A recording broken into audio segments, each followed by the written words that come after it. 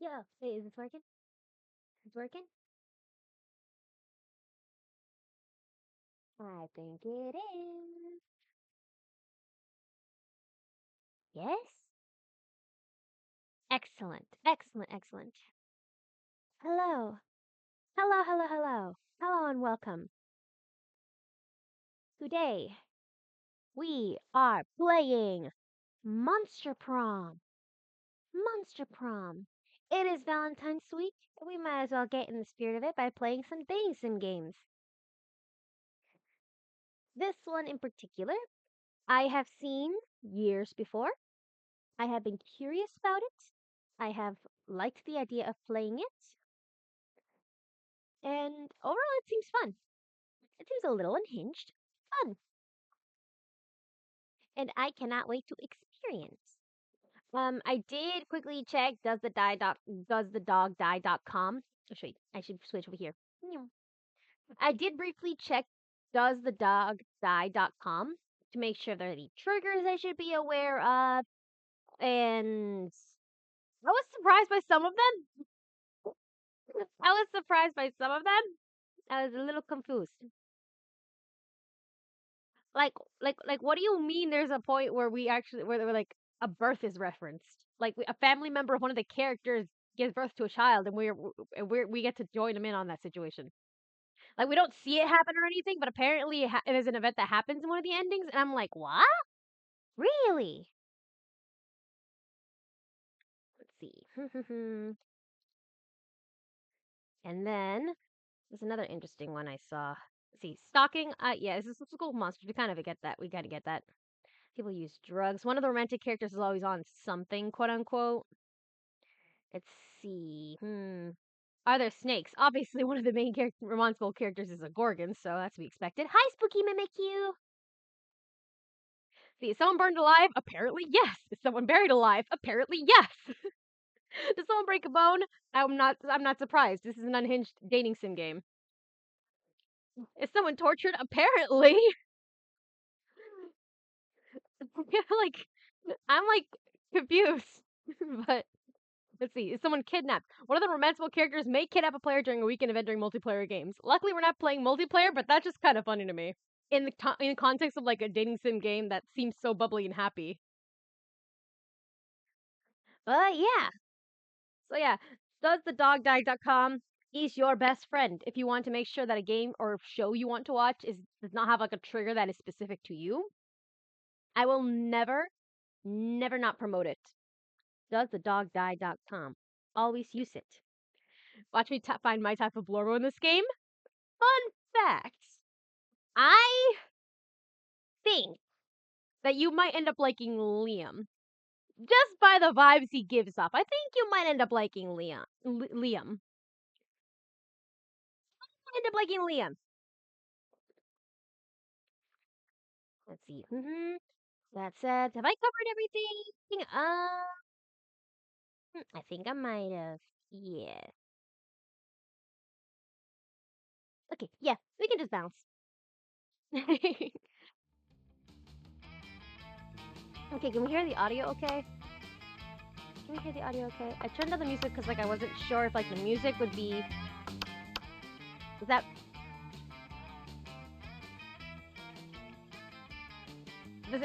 Can you hear my voice all right over that? Can you hear my voice all right over that? I just want to make sure that it's okay. Okay. Vibe's good? Awesome. All right, let's get this started. So it says second term, so that means we're gonna get a bunch of, I guess, bonus characters in addition to like the main ones that there were. So that means our choices have expanded, I guess. But let's go. Let's go. Voice interjections, yay or nay? I want the voice effects. Let's do this. Yay! That scared me. You can. Oh, wait. So that's something about multiplayer. my god! Oh my god! I can play this with friends! I can play this with friends! I can bug people with it! Let's go! Oh, do not the first term, second term. Yeah, no, let's do the first term. Let's go classic. And then maybe tomorrow we can do second term. Yeah, I think that's a good plan. Let's go. Let's go. If it's around 60 minutes, I think we can do both. If it's around 60 minutes, I can do both. Let's do the full game. Let's go. Let's go. Ah, spooky high school. The sweetest years of our lives. I'm gonna channel my inner Veronica Sawyer on this picture. Back then, we were young and unafraid. I'm kidding, I'm kidding, I'm kidding. Sometimes reckless, sometimes brilliant, sometimes just stupid. But always willing to live life to the fullest. We were on a wild journey to discover who we really were. I want the void. I want the void. Should we be the void? I want the void. They are so gender. They are so gender. Like, she's absolutely adorable, and she is absolute perfection, but like void. I wish to be the void. And he's got a little buddy. Look at him. Look at him. Yes, you know what? No time for gender. Only school. And absolutely failing at romancing characters. Who are we? Custom name. Who shall we be? Void. Yes! Void. Who shall we be? Who should we be? I kind of want to put my usual name here. Yeah, let's be Void. Actually, wait, no, there's a better name. There's a better name. Let's be a little edgy. Be a little edgy. The deity of darkness.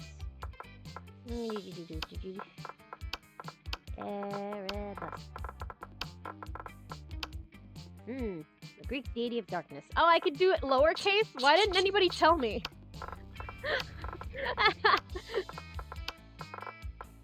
I cannot spell. I forgot what... Yeah. Erebus. And then my little buddy, his name is gonna be Chaos. No, Chaos is Erebus's father thing. Let's call him Ether. I am Erebus, and this is little Ether. Right there. Yes, that's my little guy. It's my little guy. Pronouns he. We can be genderless! Yes! Aha. Yes. No time for genders. No time for gender. Only school and failed romances. All right.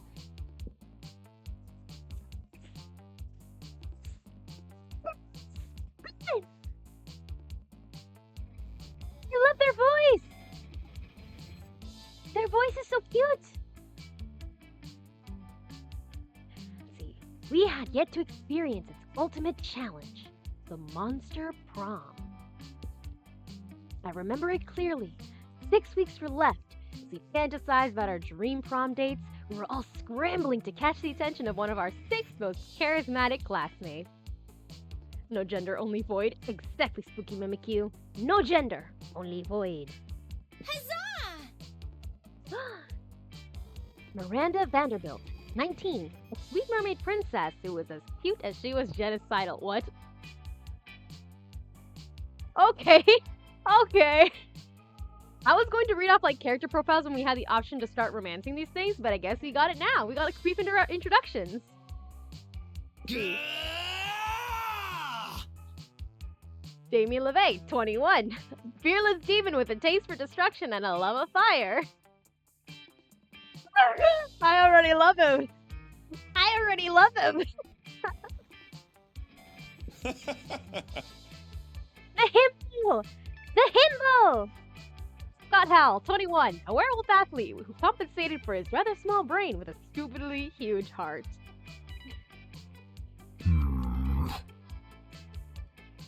Liam Delancourt, 400-something. He's refusing to give his age. That's fine. A hipster vampire whose standoffish demeanor hid that he was truly a lovable dork. How's that sound to you, Spooky Mimikyu? How's that sound? A hipster vampire whose standoffish nature hid that he was truly a lovable dork. What do you think? What do you think? I'm already loving these like sprites so far. Look at this.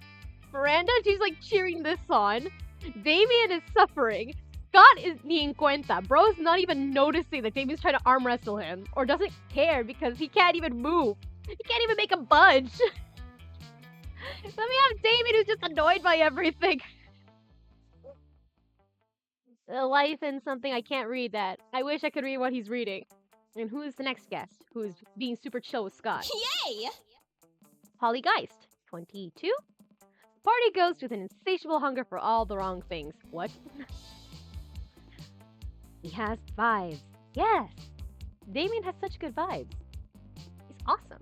And who's this? What? Vera Oberlin, 23. A mean, self-made Gorgon with a merciless sense of business. Oh, she is my type.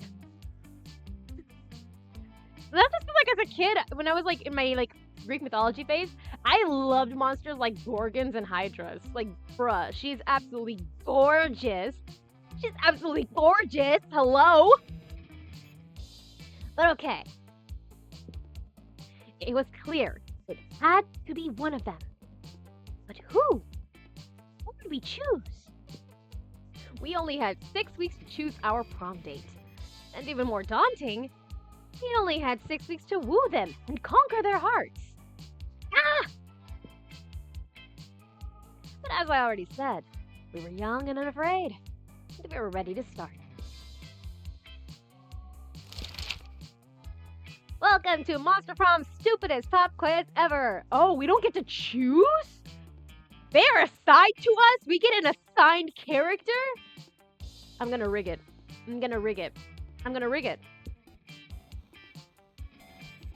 All minds are rotten. They are rotten in so many different ways. Worry no more. We're now using our PhD in bullshit to title Deviant Sicko You Are.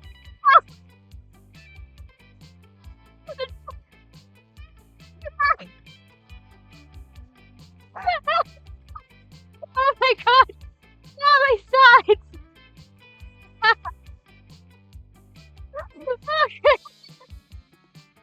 Teen Wolf, hot or not? Take this quiz to find out. Crazy exes. How to deal when they just won't go.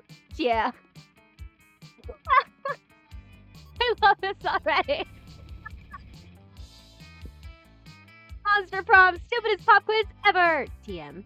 We'll throw a bunch of absurd questions at you and in turn your answers into character stats. Oh, these are for my stats. Oh, good lord. Oh no. I'm gonna fuck this up so bad. This way, each of you will start by having stats that better reflect your true selves. Let's start. It's your chance to fix global warming. Go ahead. Let's see. It's time to be a real hero. I'll lead a mission to the sun in order to invite the sun to the party of its life. We have so many hilarious misadventures that the sun will eventually become cooler. I've seen Emperor's New School. If I take a rocket to the sun, I'm going to burn up. There will be no sun. There will be no party on the sun. There will be no sun god. There will be no party on the sun. I will die. Helios would not even have to smite me. If I try to go to the sun, I will perish. Let's see. Nah, the world is doomed. But I'll start investing in ships and start a profitable business for the soon-to-be-covered-by water world. Global warming isn't real. I invented it. Now science is claiming authorship because science is a lame copycat with no original ideas? Huh? What? Okay, so either I am insane and want to party in the sun, I am sadistic and I want to invest ships to take advantage of the fact that global warming will happen and everyone will drown. Like a modern-day Noah. Or I invented global warming. I have a god complex. It's fine. Global warming isn't real. I'm creative. The coolest reality show would be people in positions of power must face all sorts of questions relevant to their field, and if they fail, they lose their jobs, and society wins. I like that. I actually like that. That should be a thing. That should be a thing. People in positions of power must face all sorts of questions relevant to their field, and if they fail, they lose their jobs. That should be a thing. That should be a thing. Like, I know doctors have to go through recertification processes.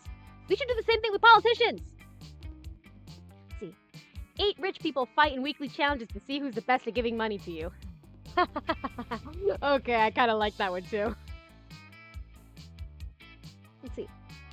12 experts on the various arts of seduction live in a house where they must face a common challenge: seducing a potato into marriage. Somehow. I would love that one. I would love that. Let's see. I'm in between people in positions of power must face all sorts of questions relative to the field. Or 8 rich people must fight weekly challenges to give me most money. I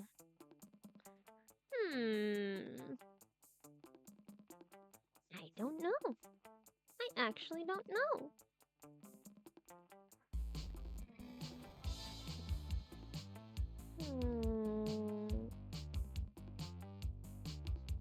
Let's do this one. I'm so smart. Yes, of course I'm smart. Thank you. What would be a deal breaker for a potential lover? They're boring, mediocre, a coward, hate the outdoors, lack taste, lack manners.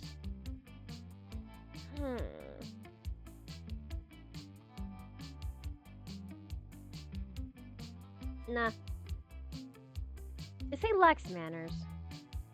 I say lacks manners, probably. Because, like, person is a coward, that's fine. I have anxiety. I know the feeling. They hate the outdoors? Fun fact, I too hate the outdoors. I'll be chillin'. Person lacks taste? Well, if Kaveh can live with Al Haytham, that's fine. I can make do. I can make do. I'll have enough refined taste for the both of us. Person is boring? Nothing is boring if you're creative enough. I will find a way. Perhaps we can bond over something we have similar. Because generally, if you find someone boring, I think, like in concept, it's because you haven't found something that you both truly connect over. Because anyone becomes the most interesting person immediately when they're dealing with something that they genuinely love. So if my partner is boring, I will actively find ways to try and get an interest of theirs, or get into an interest of theirs. Because that way I get to see the exciting side of themselves. Person's mediocre, we're all mediocre to some extent. We're all equal in this regard. And again, it boils down to just put them with something they're interested in. Because I guarantee you, if the person has like their interest, and that interest is like humored or like participated in with them, they will become so interesting. They will become some of the most interesting people, especially if they have a tendency to info dump. If they have the tendency to info dump, I will be so happy. And I will take every single opportunity to get them to info dump. So yeah, at the very end, Black's manners is like,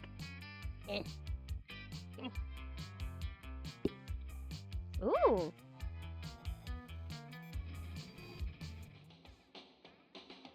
All right. I don't want Miranda, though. Oh, God. I don't want Miranda. Now where would we find Damien?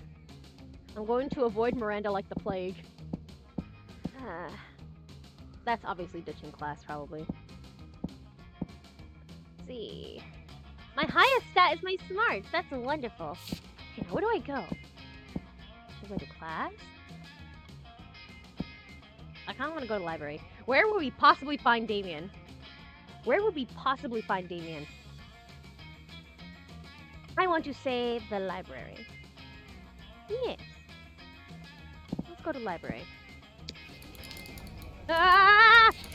The day you spend some time in the library's PC sending malicious spam emails and posts and stealing other people's money. Yes! It doesn't sound very nice, but who's really the one to blame if they respond to such blatant scams? You lose 10 karma, which isn't a stat in this game, so who cares? And you gain 2 money. Oh my god, what the hell? I was trying to avoid Miranda! I don't want anything to do with Miranda! No! You see Liam talking to Miranda. Miranda looks confused and Liam looks frustrated. Uh-oh. Yuck! I simply do not understand this art you're describing. You say that the art piece is a bathroom? No, no.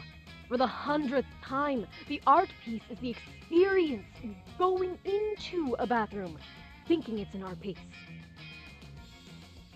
I see the vision. I see the vision. I see the vision here. The artist purposefully gave the room number of the bathroom as the room number for the exhibit. Even though there was a whole room full of his paintings elsewhere in the building, it was revolutionary. It certainly seems very complicated. Personally, I prefer the exoplanet sculptures of the Atlantean Fifth Dynasty. You know, the man in the moon, the face on Mars, all of Pluto. Art on such a grand scale. So mainstream. I already love him. Ugh, it's not art. That's populism at its worst. Well, I don't think that bathroom business sounds like art. But how are we supposed to discuss art if we can't even agree what it is? Oh, if only someone would come along and provide a satisfying definition of art. I would be so pleased. You've got this. No problem. It's so simple.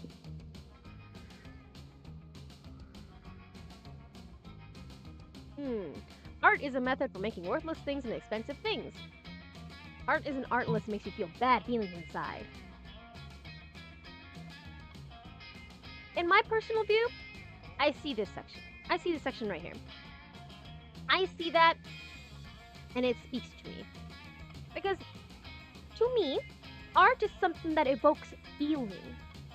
This is the closest thing to that philosophy. Yes, art isn't art unless it makes you feel bad things inside. Cool. Nailed it! Exactly. This is why, for example, George Seurat's A Sunday Afternoon is not art, whereas getting stuck in an elevator for 9 hours is. Wait, George Seurat, no. Damien? Okay. Why is Liam giving Rekka if he was more emo standoffish? Emo phase Rekka. Okay, but I can see it. I can genuinely see it. But the face on Mars does not give me bad feelings. Well, then it obviously is not art, Miranda. Try to keep up. If it's not art, then what is it? A mean thing your ancestors did to the Martians with primitive nuclear weapons. Oh, yes, I suppose that was that. Oh, so smart. Yeah, I get where it says that she's genocidal. Yeah. You gain some disturbing knowledge about the history of the solar system. Also, +2 smart and +1 creativity.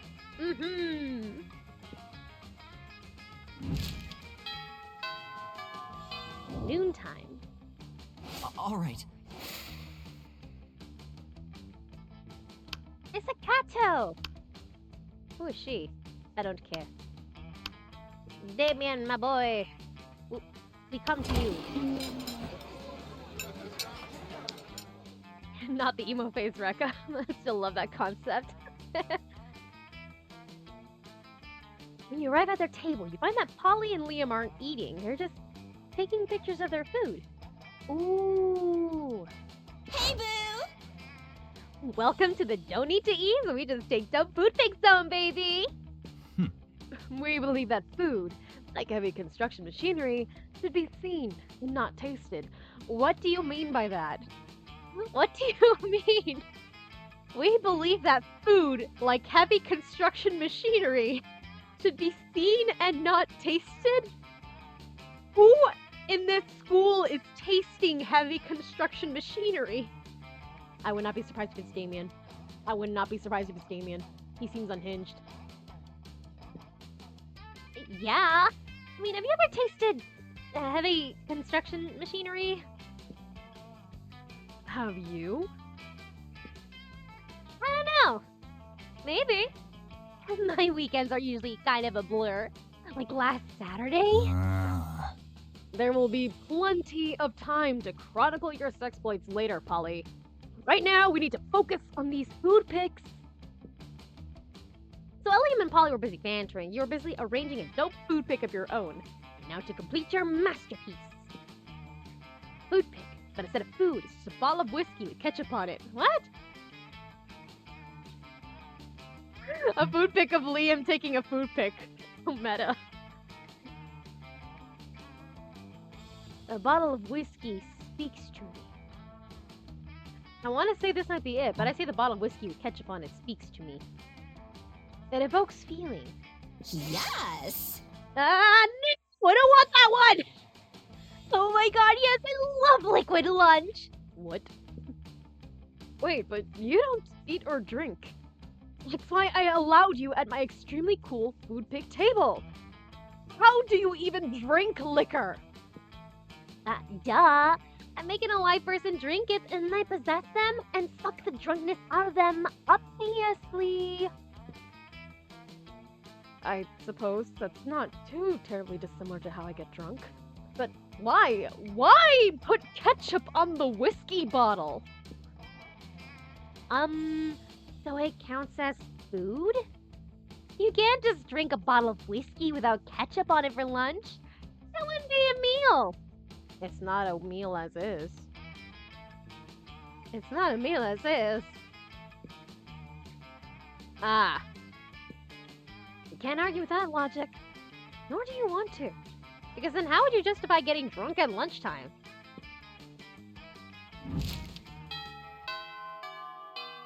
I fumbled him. Damn! All right.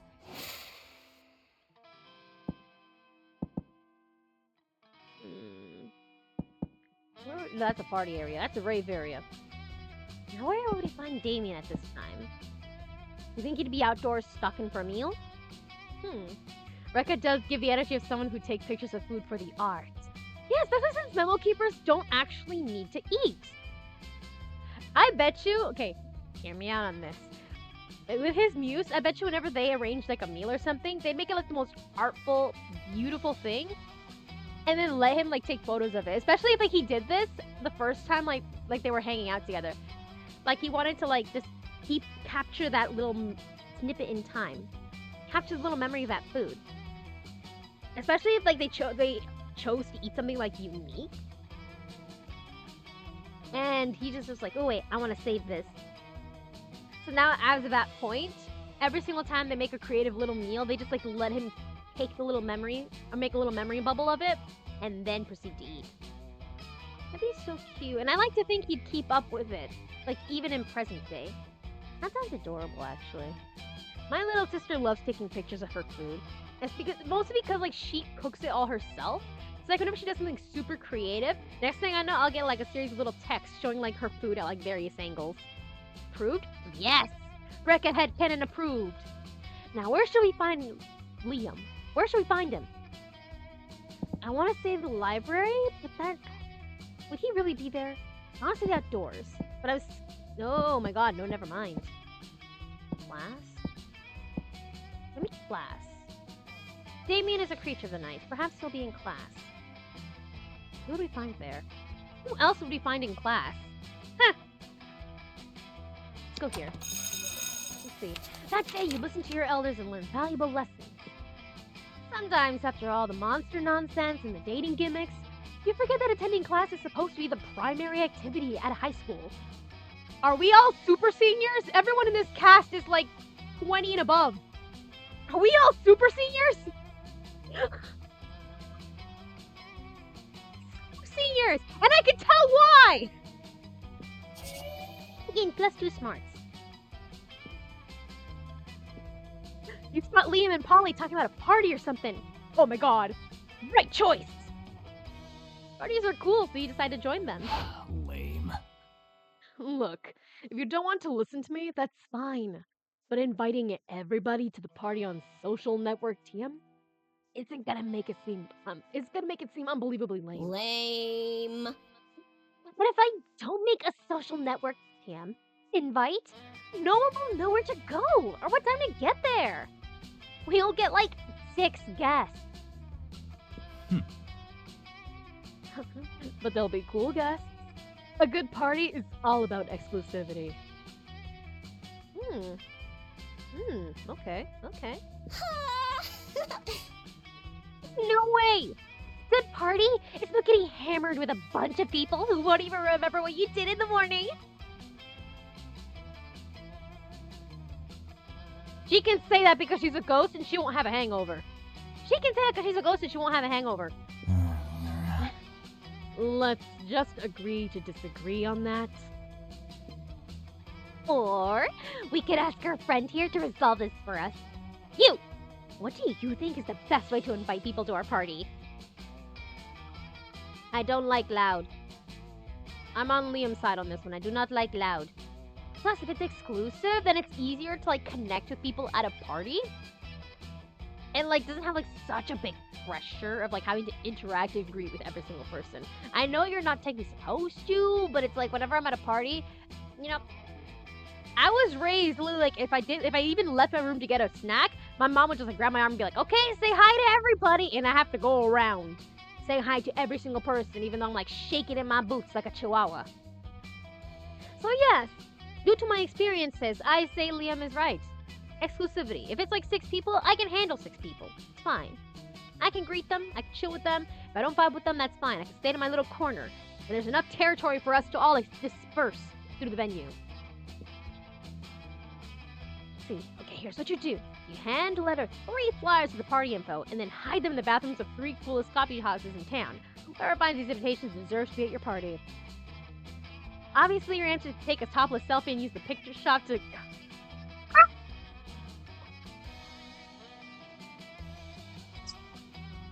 Rip that shit out, blast out. No, we're not doing that. Absolutely not.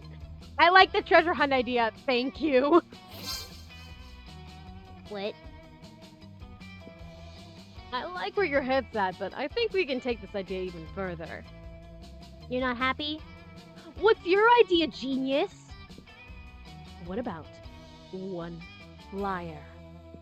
And instead of a date, time, and location, it just says, be there.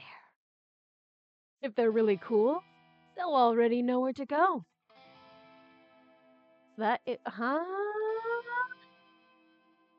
So authentic. Oh my god, I'm going to go pick out fonts right now. You're still not sure if your ideas are genius or stupid. But if they're stupid, they seem to be the kind of stupid that Liam actually likes. You gain 2 smarts and 1 creativity. How is that going to work? I say 3 flyers with the information, hide them in coffee shops, and whoever finds them gets to come. Great. Perfect. It's a scavenger hunt. People like that. Liam is just like 1 flyer. It says, be there. What? It's like what? They have to like trace any photos we take at the party and then make their way there? Actually, that'd be so cool. That's actually cool. They'll like scour social media, and as we're posting about our party, people will like start coming and showing up as they try to triangulate where they're at. Like freaking GeoGuessr. That's actually kind of cool. Liam, I see your vision. I see your vision, Liam. Bro, Rekka's muse taking up cooking and such for him so he can take photos of the food. Oh yeah, I love that. Them just like doing a cave and like freaking constructing things with like their food. What if they like try to recreate like sets or props with the food? Just like for the hell of it. Because they can. Or just to like push their culinary expertise. That'd be fun. That'd be fun. It's like, oh god, I forgot what that show was. Where it's like, I want to say Nailed It, but that's not it. I mean, kind of is. Like, you're supposed to construct things with, like, pastries and cakes and stuff. But that show's more about, like, people who can't bake are put on a show to see who can bake the best out of them. Whatever. It's a similar concept to that. Just, like, creating, like, maybe, like, cameras or, like, the director's, like, I forget what the clapper with like food.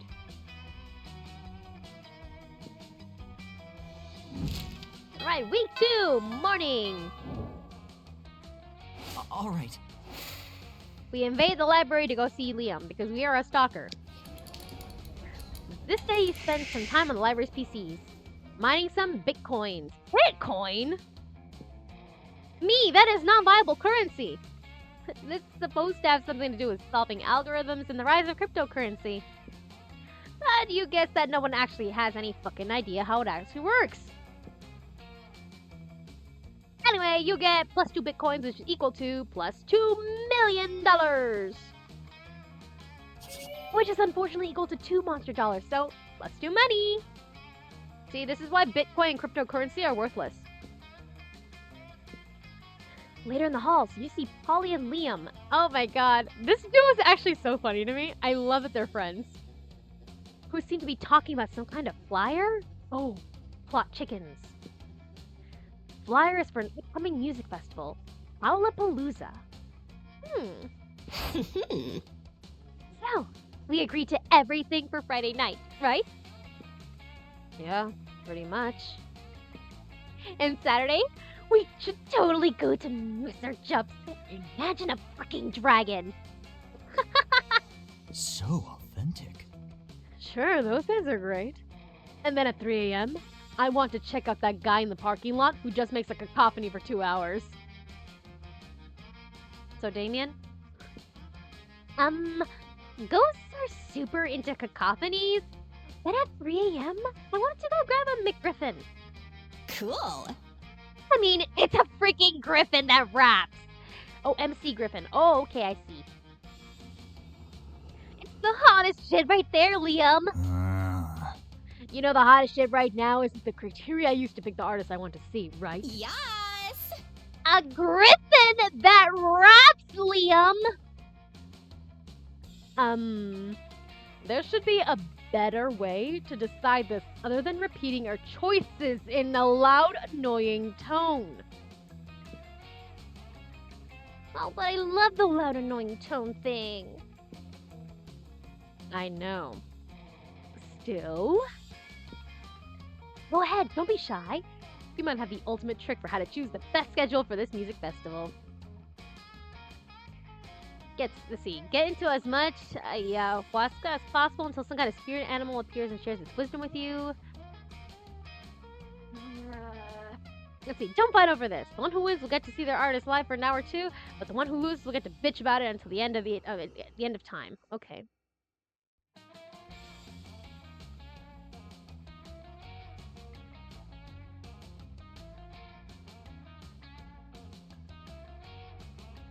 I'm not going to encourage them to fight, unfortunately. I would love to.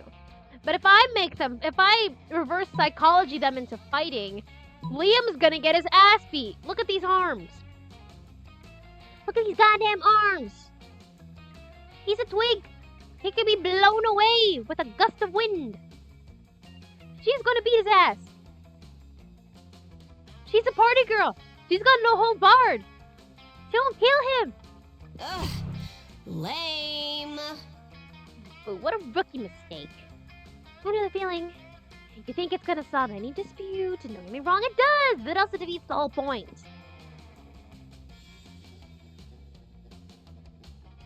Let's see, you get the ayahuasca, you meet the spirit animal, you go on the crazy self-revealing journey full of whimsical creatures and funny situations, but you know what happens? Oh no! I made them lose the festival! No! Liam is damn right. Lame. We missed it last year because of it. Not making the same mistake again. Hell no! Okay, so they can still go. But I must admit, we learned a lot from the coyote with the deep voice. It was a pretty good spirit animal. Oh yeah! And remember the 4-day rave in the Mine Pyramids that turned out to be like Grandma's house? Good old times. It's totally ignore you in favor of those crazy memories. You learned your lesson! Ayahuasca isn't always the answer. You lose 2 smarts and 1 creativity. No! I must replenish! To my class! To my class! I have to replenish! All right. I go pester Liam and Scott. You take your seat between the strongest and smartest men you know. Liam appears to be taking a very intense picture of some bizarre-looking food. Scott is looking at it as confused as you are currently. But Liam, food is delicious. It's for eating. That's why they call it lunchtime. None of those statements is wrong, but they're also quite connected. Scott, if I had the capacity to eat, I assure you, I would still ignore the actual content of the food in favor of finding the perfect combination for a flawless Momentgram post. Oh, I see. You're going to post a picture to advertise the food to people who can actually eat it. Oh, you're so smart. I'd be happy to eat your food for you. I'm afraid your palate is way too unsophisticated to appreciate these rare Japanese delicacies. Oh, they're Japanese? Do you have any Scott snacks? Scott snack? You know what? Fine, I've taken all the pictures I need. Eat whatever you want. Thanks, Liam. Oh, they look so yummy. I don't know where to start. Aramis, any ideas? Maybe you're... I read the dialogue! Maybe your choice of snack can get one of these boys to want to snack on you. In an innuendo way, not literally. Darn. Obviously, lychee fruit flavored custard with a side of tofu and drizzle of raspberry extract is the most superior food on the plate. Over the brightly colored bag of meat biscuits, it somehow has an anime drawing of Scott's face on it that says Scott Snacks. I think the choices are fairly obvious here. But what if it's not? What if it's not obvious? What if I make him eat that and then Liam gets sad because his fucking pictures are ruined? Wait, no, he said he already took all the pictures, right? He can't even eat them. Yeah, okay. Okay. Obviously, the lychee blue flavored custard. Oh, Arabesque. I always knew you were a monster of impeccable taste. Thank you. Yay! Actually, that isn't true. I assume everyone has horrible taste and a useless aesthetic. But in this case, it's pretty clear that this assumption does not apply to your beautiful self. Ah. But did I say beautiful? I meant your aesthetic is beautiful. Because we have the same aesthetic. The lychee custard picture has already got more likes than any other food at this table. It's absolutely delicious! How could the way it tastes possibly have any relevance to the conversation about food? Liam, you're so smart that I don't even understand how that makes any kind of sense. Thank you for being someone with whom I can actually discuss the important nuance of Japanese food pictures. It appears to be you and me against a very ignorant world. Yeah, stupid for everyone else. Stupid everyone else for actually eating their food and not taking pictures. Thank goodness you and Liam have each other. XOXO. I need to go to school. I need to go to school. I need to replenish my smarts. I lost my smarts due to a blunder. See, that day you learn a ton of spells that are all as cool as seemingly useless. Like math. Spell to renew sticker stickiness. Actually, no, that's not useless. Do you know how often I've agonized over stickers? Because I stress about where to put them, and if I take them off, they're gonna lose their stickiness and I can't move them somewhere else. They're gonna get damaged. This spell would help with that so much. I can't commit to stickers. I just collect them and I keep them in like a little boulder. I can't stick them anywhere because I'm scared that I'm gonna lose them. Or they're gonna get rubbed off.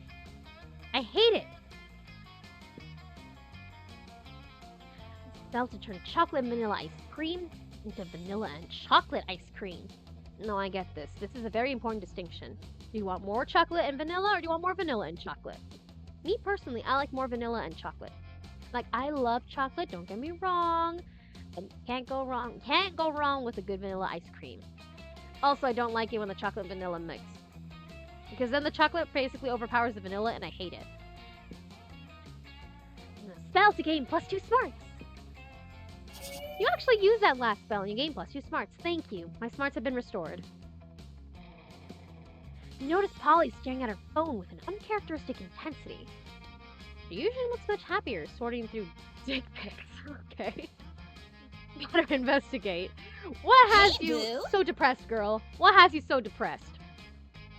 Oh, hey, Boo. I'm just checking out information on possible afterlives. Like, I'm not gonna spend my time as a high school student for an eternity. Who does that? The dig at Twilight. The obvious dig at Twilight. Okay, but for real though, why would you want to stay in a high school? That's awful. If you have immortality, why don't you spend it traveling the world and amassing wealth? Why would you stay in a high school? If you want to learn, go to a university and get like 8 degrees. Why stay in a high school? Like, no.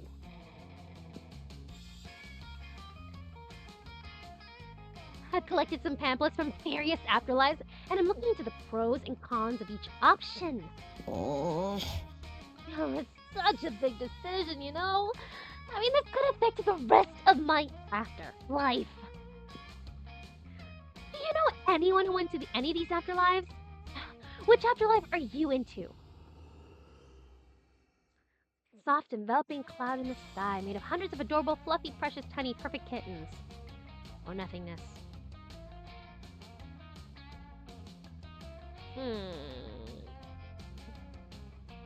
I go for nothingness. A nice peaceful void. Yes.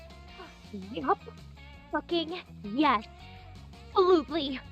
Do you know how exhausting life is? Even afterlife? Because right now, I'm basically just living life the way an alive person would.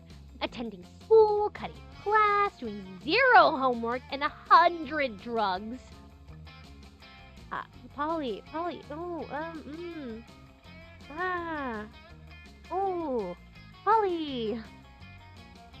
I pity the poor human she possesses when she gets high on these drugs. I don't want to repeat high school forever and ever and ever and ever. Who does that? The whole point of moving on to a more permanent afterlife is to get away from everything. And what could possibly get me away from everything? More than nothing. I'm gonna go get started on my missions essay. Nothing is better than everything. No, wait.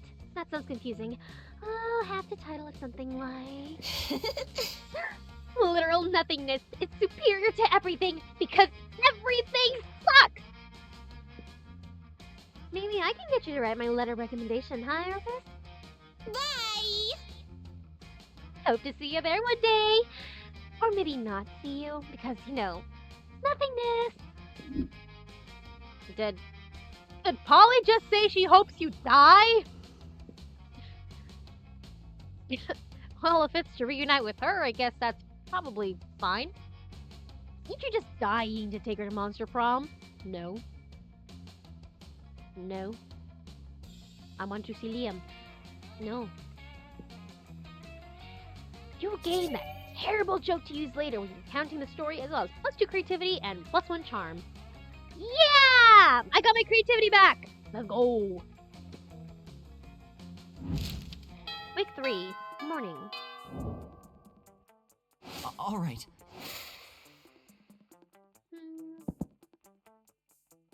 Library.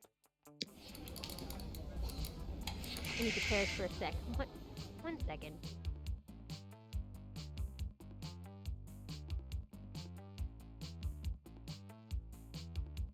Okay, that day you spend some time on the library PCs playing some good old online poker.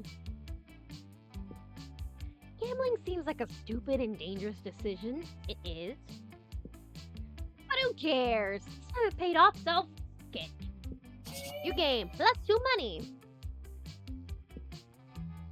You see Scott and Polly. Why? No, I don't want to be on the Polly route. Get me away from here. Get me away from here. see Scott and Polly huddled around a computer wearing the custom Prank Masters t-shirts. They're like regular clothes, but they say Prank Masters on the back. When you get up close, you can see that they're looking confused and frustrated. Prank Masters! The internet should be a natural home for Prank Masters. With a Z! Oh, it's so cute. It's so cute. Oh, it's so cute. Oh my god. Oh my god, he's too precious. He's too precious. What the hell? But we don't know the first thing about pranking online. How do you even fit a whoopee cushion through the internet? Who would sit on it? Pillow bites? Those are exactly the kinds of hard-hitting questions we need to be asking, Scott. But I don't have any hard-hitting answers. Help us! Help us prank the internet! Online! Where else?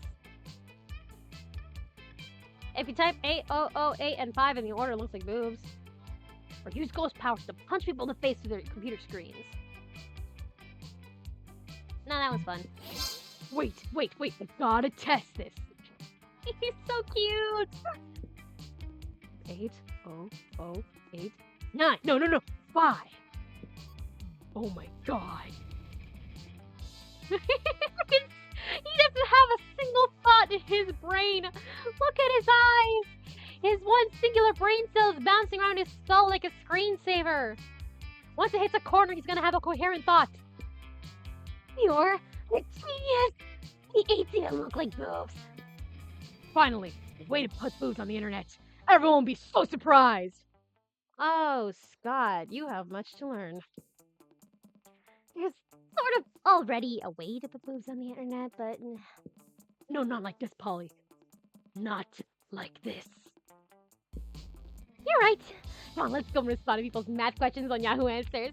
I've got just the right number. Non-Yahoo Answers. Not Yahoo Answers. You gave plus 80,085 smarts. Lol, pranked. You actually just gave plus 2 fun and plus 1 smarts. Okay, that's fine.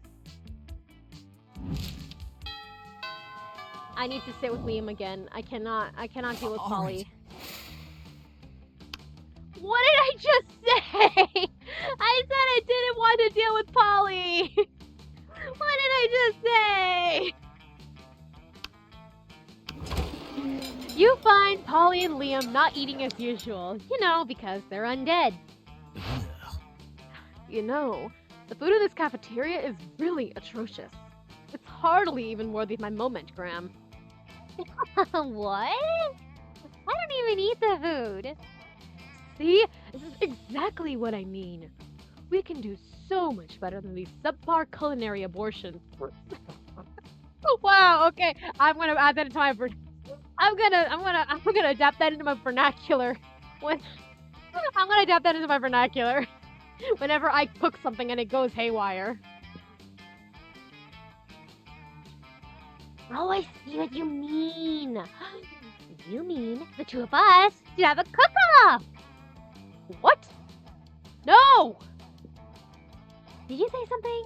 I'm not listening because I'm so psyched about this cook-off. At no point did I agree to. I got a huge advantage though because I've cooked so many drugs. Holly! Oh, you think you've got the advantage, huh? I've been alive for centuries of culinary history. It's on. The two of them dash into the kitchen, ignoring all rules of law, school, and common decency as they commence cooking. Ah. Two celebrity chef judges appear to critique the challengers. I think they're both equally horrible. Says the cruel British judge.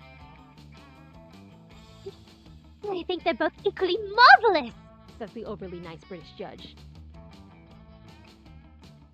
Both judges turn to you. What do you think, tiebreaker judge? Whose meal is truly the cat's pajamas? The what? What the fuck is the cat's pajamas? Liam's, because I think the glass jar of fresh human blood really goes with the parsley he sprinkled on top. Molly, because she literally just made a pair of pajamas for a cat. Molly! We're cooking, and she made a pair of pajamas for a cat? Holly?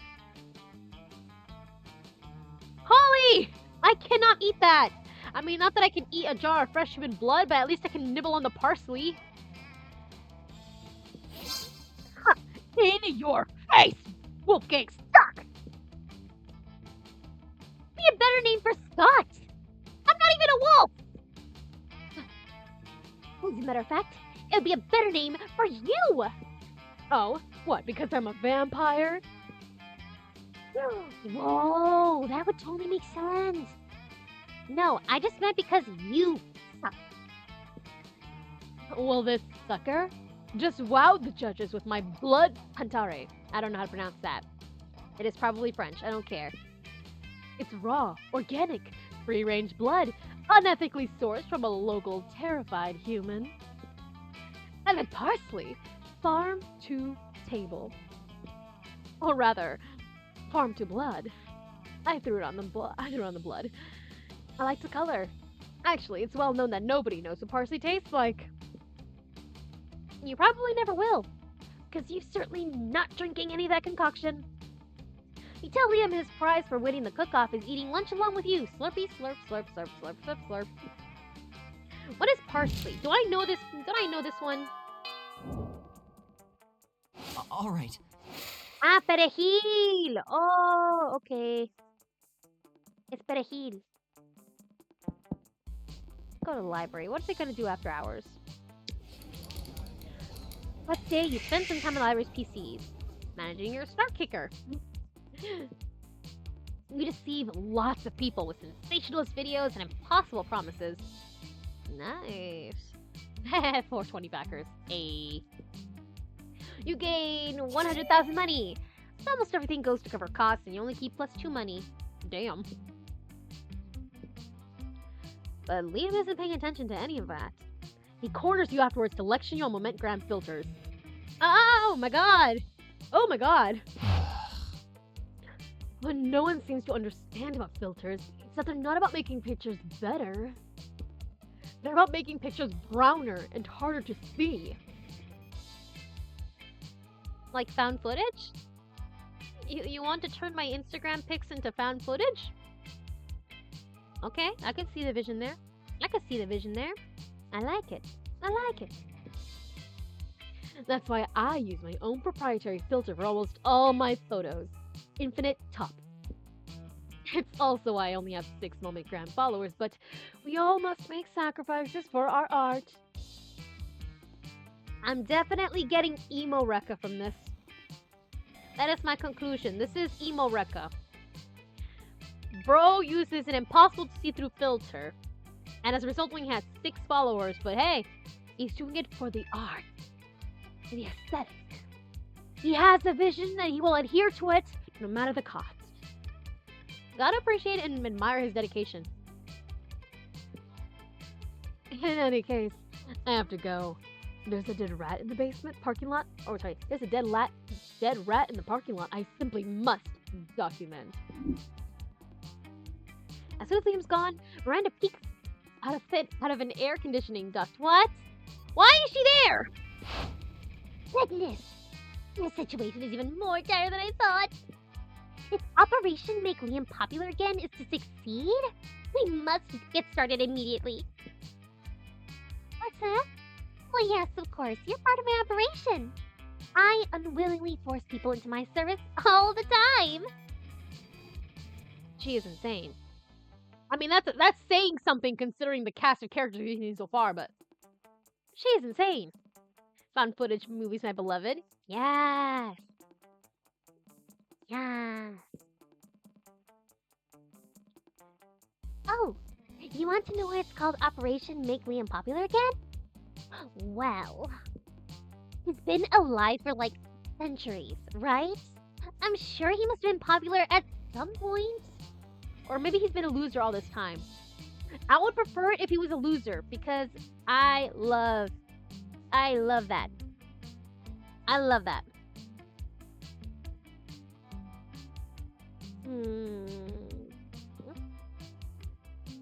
Sorry, my cat just like wandered on my computer.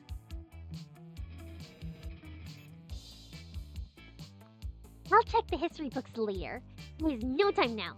Plus, Phase 1 is getting Liam way more Momogram followers. I took the liberty of having my royal spies discover the password to his account, so we can give it a total makeover. But what to do? Use his account to post a bunch of porn and bomb recipes. No! Pay 1 million homeless people to follow Liam. Oh, yes! Just as father pays millions to vote for him in our fair and democratic elections! That is neither fair nor democratic. What? In fact, I think I can cut costs by paying one of father's clonesmiths to simply replicate the same 1,000 people 1,000 times. You ask Miranda if she thinks this is ethical, but she's as confused about the meaning of ethics as she is about fair and democratic elections. Soon the plot and the requisite clones are hatched. You run into Liam on the halls a few hours later. I am distraught. My carefully husbanded unpopularity is crumbling before my very eyes. Look at all these followers. Look at their comments. Only real account 66. I love you, Liam. Another equally real account. You're so obscure and avant-garde. The sentiments they're expressing are objectively correct, and yet, no, they cannot give in to the allure of the limelight. In spite of this, Liam seems to be enjoying himself quite a bit. You spend the rest of the day helping him curate his feed, gaining +2 charm and +1 fun in the process. Yay! At least he's okay. Better than screwing up his account and his aesthetic. Next week, we go... All right. We hound him in the library again. Who is that? What is that? I'm intrigued. What's up? Welcome to my little shop. Buy some shit. I have shit that will boost your stats. Shit that will lead you to stupid new adventures. Even some shit that might be needed at a very specific moment. So, take a look. Blanket with 2 holes. Literally just a white blanket with 2 eye holes in it. You have to be an idiot to mistake this for a ghost costume, but most of our classmates are idiots, so... Sexy fake Latin accent? Why?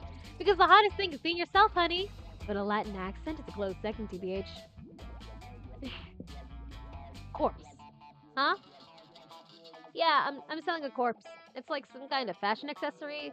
It's not as if I'm trying to dispose of it. I'm intrigued. A Russian novel with an insightful approach to universal matters such as love and death. Are you sure about this? You can always use online encyclopedia, TM, to get the general idea and still be able to act as if you read it. Hype station. PR agent? High school social life is hard nowadays that hiring a PR agent is totally a thing. Fake it. Fake badass tattoo. It has flames and a skull and even a knife. With this, you can murder your enemies, go to prison, make everyone your bitch, and then murder them too, and then go to some kind of super prison? Street cred plus 9,000. What? The gift that keeps on giving. See, I'm wise enough to know when a gift needs given. Yeah. And practical yet kind of funny sunglasses. Remember when these used to be cool? Now they aren't. They're so ridiculous that they're still fun in their own twisted way. Huh? A bag of regular cocaine. Good old cocaine. In these times of weird experimental substances with horrible side effects, cocaine has become the new vanilla of drugs. Why are you selling cocaine? I can look past the corpse, but why are you selling cocaine? Penguin mask. You want this, you sick pervert? I had no idea you appreciated good old reverse Romanian Wilkinson. What the fuck is that? It's kinda hot you're into kinky shit. What does that mean? I'm scared. Motivational poster. Creativity. Happy little accidents. Oh, Bob Ross. Crafting your art requires years of hard work, education, and from great mentors with tons of raw talent. But damn, that sounds exhausting. So let's settle for a motivational poster for now, okay? And then... Ew. You know, for good old blood rituals, or in case you're just a creep with unhealthy obsessions, don't even dare ask me how I got this. I don't want to. That scares me. What should we do? Let's get this. Later, Gator. Yes. We can gift this to Liam. I think he'll appreciate it. All right. Where's my boy? What is that? I don't know you. We get to talk to Vera now. You approach Liam and Vera at the table. Before you can sit down, Vera holds up a hand. Pathetic. Stop. This is the cool people table, where only cool people are allowed. So mainstream. I would agree with what Vera just said, but agreeing is something only uncool people do. Wouldn't you agree, Vera? Nice try, Liam. But I think we're getting away from the point. This interloper still wants to sit with us. Well, if they want to sit with us, they're going to have to prove that they're as cool as they are, as we are. Though without, like, trying to prove it. Trying is so uncool. So, what's it going to be?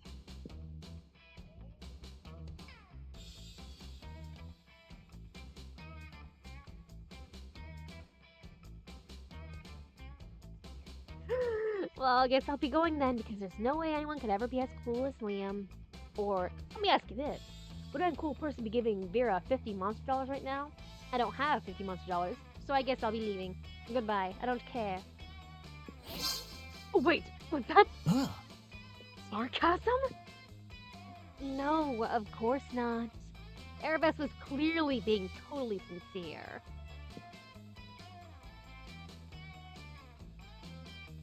There it is again. Are you two doing this on purpose?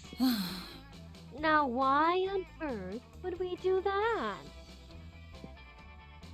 I can't even tell whether you're being sincere or ironic. It's so Cool. cool. Everyone knows clear and efficient communication is the least cool thing of all. You fooled me with your open disdain for language. Huh? I can't tell if you're being serious or not. Exactly. Vera and Liam invite you to sit with them and chat. By the end of lunch, none of you has any idea what anyone else meant. So cool.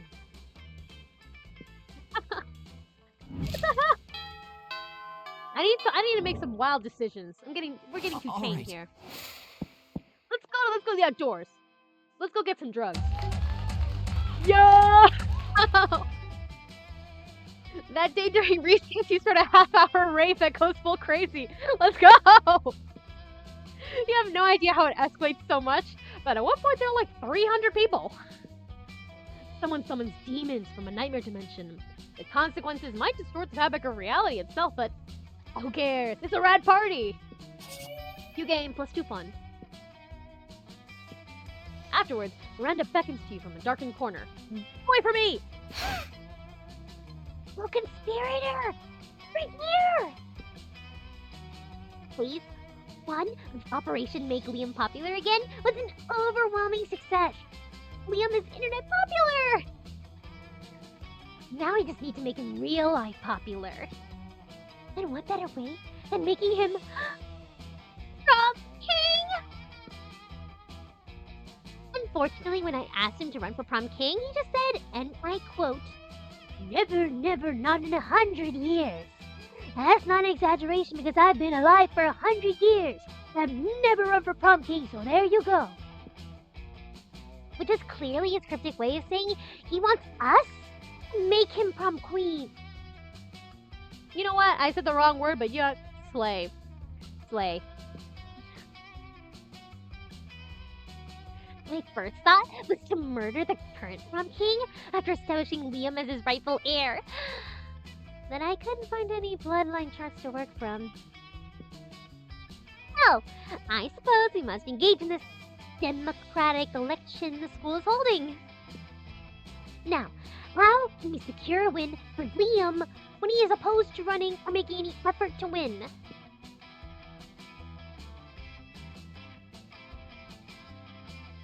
I'll dress up as Liam and give the best campaign speech anyone's ever given. Pay 1 million people to vote for Liam for prom king.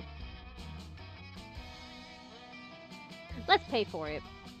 He can't know I'm involved. Of course. Election rigging. The old standby. I'll summon my father's royal vote fire immediately. Silly me. How else does one elect a king? Wonder you watch the prom king election forecast. You're not quite sure why your school has its own prom royalty forecast or who pays for it. But it says that unsurprisingly, Liam will win by almost 1 million votes advantage. I don't know what to say. Who knew there were 1 million monsters at the school who thought I should be prom king? Are you dumb? My boy. Very clearly they were bought votes. My sweet boy. My sweet boy, do you think this campus is capable of hosting 1 million monsters? Come to think of it, who knew there were 1 million monsters at the school? See, you're getting it. You're getting it. That's burning in my chest. Is it shame at having at last become mainstream? Or is it joy? Aww. Nope, it's neither. I just need to drink someone's blood. Catch you later. Liam does catch you later. And you take him out to get a fresh tuxedo. He's never looked hotter. You gain +2 fun and +1 creativity. Yeah!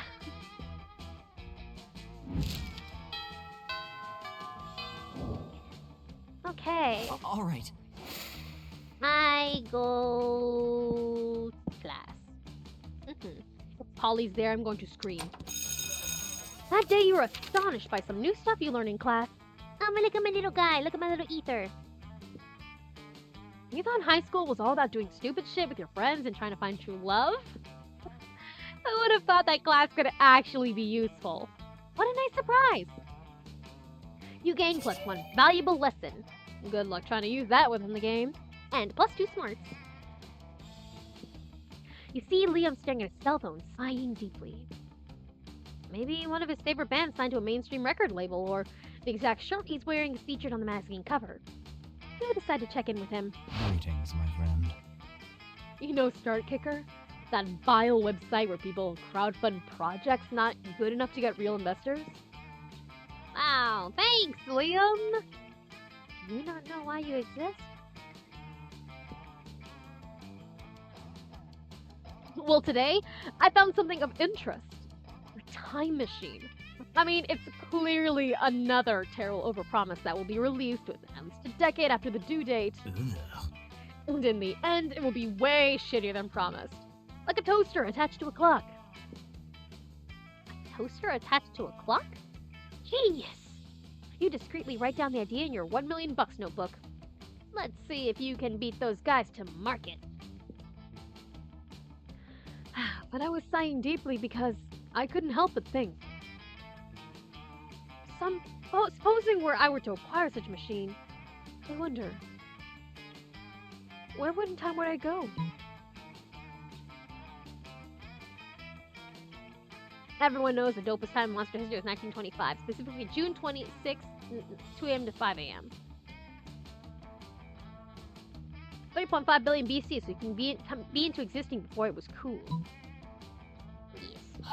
Lame. Nah. 3.5 billion BC? Billions of years before anyone evolved any worthwhile opinions? How can I be ahead of the game if there's no life on the planet to see how ahead of the game I am? How can I show what a unique individual if I'm the only individual? How can I be a brooding loner if there's no one to see me brood? It's like that old adage. If a vampire is trend-setting in the desert, but there's no one there to see it, is a trend even set? I try to correct his memory of the adage, but you probably pissed him off enough already. You lose -2 smarts and 1 charm. No! No! To class we go again! We need to restore our smarts! All right. Oh no. Miranda! We find Liam artfully arranging his food while Miranda diligently stares at her silverware. None of them is eating, obviously. Have you found it yet? I'm trying, Liam. Finding the perfect silverware for your cafeteria food pick is art, not a science. How hard can it be? It's just silverware. Just silverware? And I suppose the food in your food pick is just food. No, it's a metaphor for urban consumption in a post-modern industrialized mega society. Well, my silverware is metaphor for, Silverware? and not enough. It's more than enough. But can we hurry it along? The lighting is perfect right now and I don't want to lose it. You're a bit of a silverware aficionado yourself. Maybe you can speed up the selection process while simultaneously demonstrating your knowledge.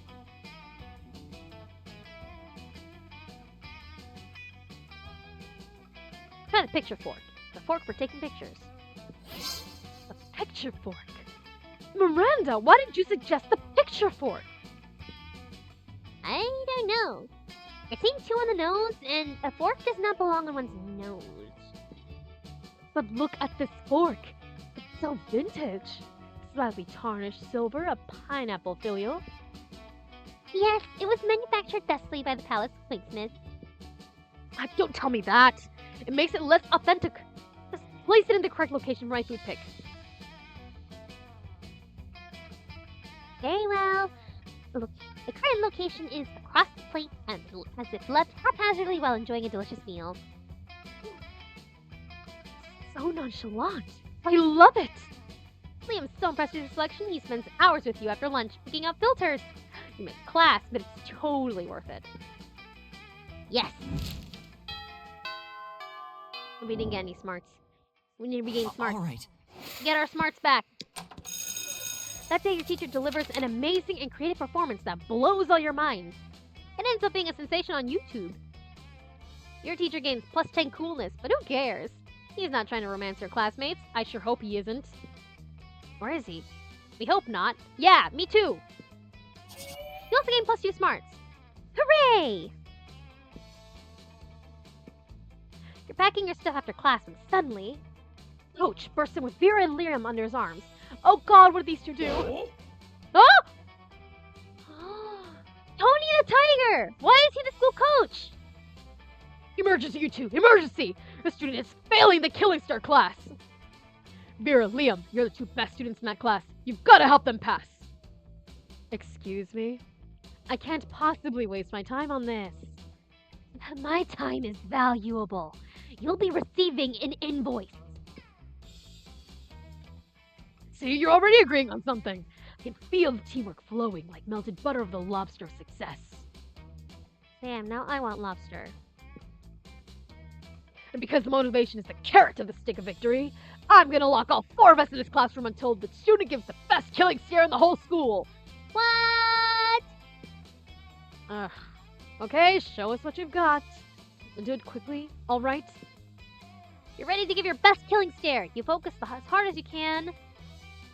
It looks as if you are trying to poop with all your heart. Not exactly a killing stare. Okay, let's start your training. The 3 of you do a lot of crazy training while inspirational songs play out of nowhere. Very motivational. After a 30-second sequence, night has already come and all of you are covered in sweat. Damn. So intense fucking training sequences. Time to escape this torment. Give us a true killing stare. Unless you want to slave the rest of your days in the cocaine mines. The what? That's right. I'll stuff a bunch of cocaine in a mine and make you dig it out just to torment you.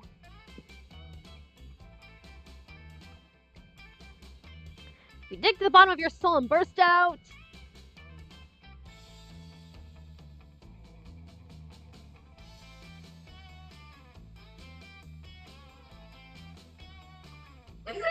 I'm sorry, I have to. I know it's gonna ruin my chances with Liam, but I'm gonna bust out a look so fabulous it slays. Damn. Okay, remember how to make. You think you remember how to make a hot face? Just put the eyebrow under the other eyebrow, flip the lips, turn sideways, refold the ears. My wrist is lacking so bad. Are you doing it? What embarrassment she's feeling. Look at her. I'm awful at this. I think they're having a stroke. Are you going to die in this? Does that count, Coach? If they die? Nope.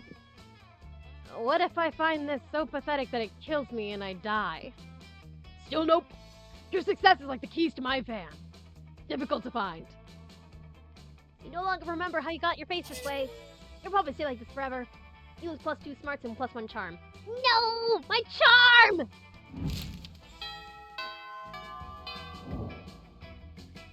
All right. I am terrible at this. That's how you spend some time alive with PCs and those just spam emails. Okay. I gain money, not smarts. I hate this. You look over your shoulder to realize Liam has been staring at you for probably the last 45 minutes. He's so silent.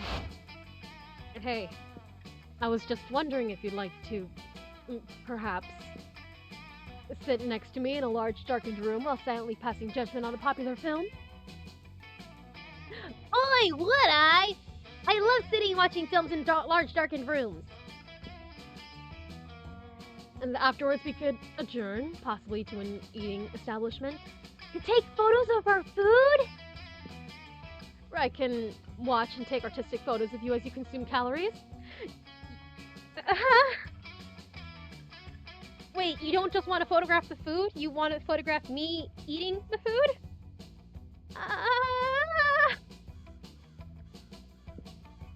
Well, of course you would. You'd absolutely love to. Oh boy, you two going on a date? Frick. What? No! What are you even doing here? Eavesdropping? What do you mean it isn't a date? Aren't you asking Airbus out to dinner and a movie? I am not asking out anyone. This is not a date. Dating is a cheesy, cliched artifact of heteronormative monoculture. Oh, Liam! Oh my god! Oh my god! A romantic king, let's go! Let's go! A romantic king! Well, if it's not a date, what is it? Damn, coach! If you can't convince Liam this isn't a date, he might not go out with you at all! You think fast and tell them. It's a performance art! Liam forgot to tell you we'd be wearing duck costumes the entire time. Duck costumes? Duck costumes? Well, that changes everything. It does? Sure it does. I thought you two were playing in a romantic evening when you're really just trying to show your school spirit. But the school's mascot isn't even a duck. Well, of course not, but you know what they say. It's not the mascot that matters, it's the dressing up in a hot foam rubber costume. Sir, are you okay? Your aphorisms truly are the best. Thank you. But I suppose dressing up as two giant ducks would subvert expectations to a delightful degree. You're into it! It's settled! Later that night, you and Liam are kicked out of a movie theater for being giant ducks. Liam writes a scathing blog post about it. It's the best not date you've ever had. +2 fun and +1 smarts. Yay, I got my smarts back!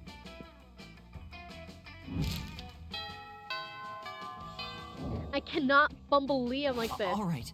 Oh god, I say that and immediately get slotted with Miranda. Ugh. You notice Liam looking disgruntled, which is his default, so whatever. But it seems like Miranda's pretty upset too. Better check it out. We do not want the genocidal princess upset. No, we do not. Liam, why are you typing on your phone so angrily? Did your phone offend you in some way? Why are you mad at it? You seem to be an 8.5 on the frowny Liam scale. The what? Frowny Liam scale. Normally, I can tell how people are feeling from their faces. But you seem to be frowning most of the time, so I created a chart to measure your frowniness. Miranda pulls out a notepad and displays a series of doodles of Liam's frowniness. They're not super accurate, but they are super adorable. I'm not angry at my phone. My so-called browniness is caused by a heinous error. I specifically asked my creative creme brulee be extra crispy so it truly popped with my hashtag massacre moment gram filter. Instead, they burnt it to a crisp, rendering it unphotographable. Monsters deserve to know what they're getting into if they choose to eat this at the cafeteria, so they can choose to take their business to a different establishment.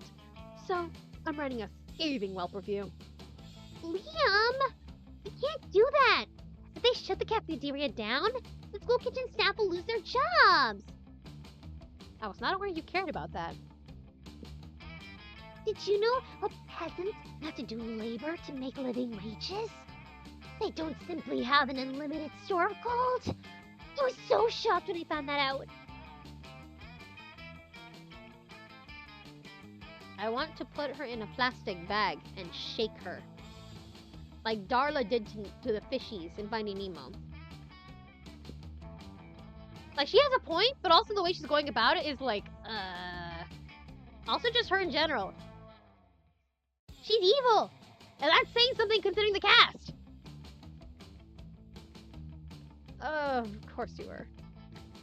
If the kitchen staff wanted to earn their wages, they should have been better at their jobs. I'm simply the merchant of truth. You are a Karen. I too wish to put you in a plastic bag and shake you. Better yet, I'll put her in a plastic bag and shake her, and I'll put you in a blender and make you a smoothie.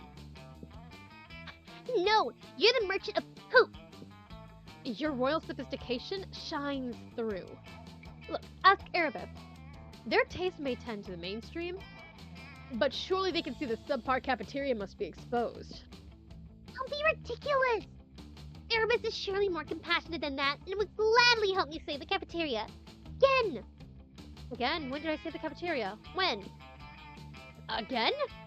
Gosh, it's hard to keep track of your misadventures at the shit show of a school. Still, you'll help if you can, so...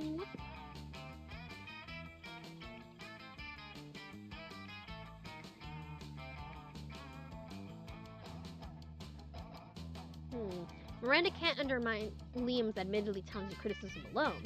This will take an army of homeless people to be paid to write positive reviews. Liam, lone voice, simply cannot shut down this cafeteria.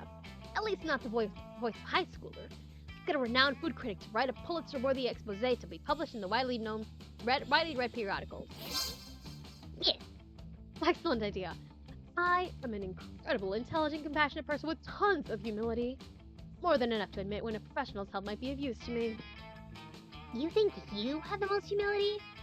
You shall never be as humble as I am. You're humble? That's news to me. Every day, my servants tell me I'm the humblest person to ever live.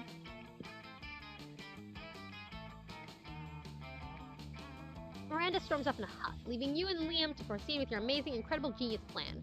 You're super humble, too. You use your magnificent calligraphy skills you picked up in your elective class, calligraphy, and murder. Oh, it's a combo class, calligraphy and murder. To write 5 letters chock full of a hashtag aesthetic. Liam produces a delicate white dove from his backpack. How is it breathing in there?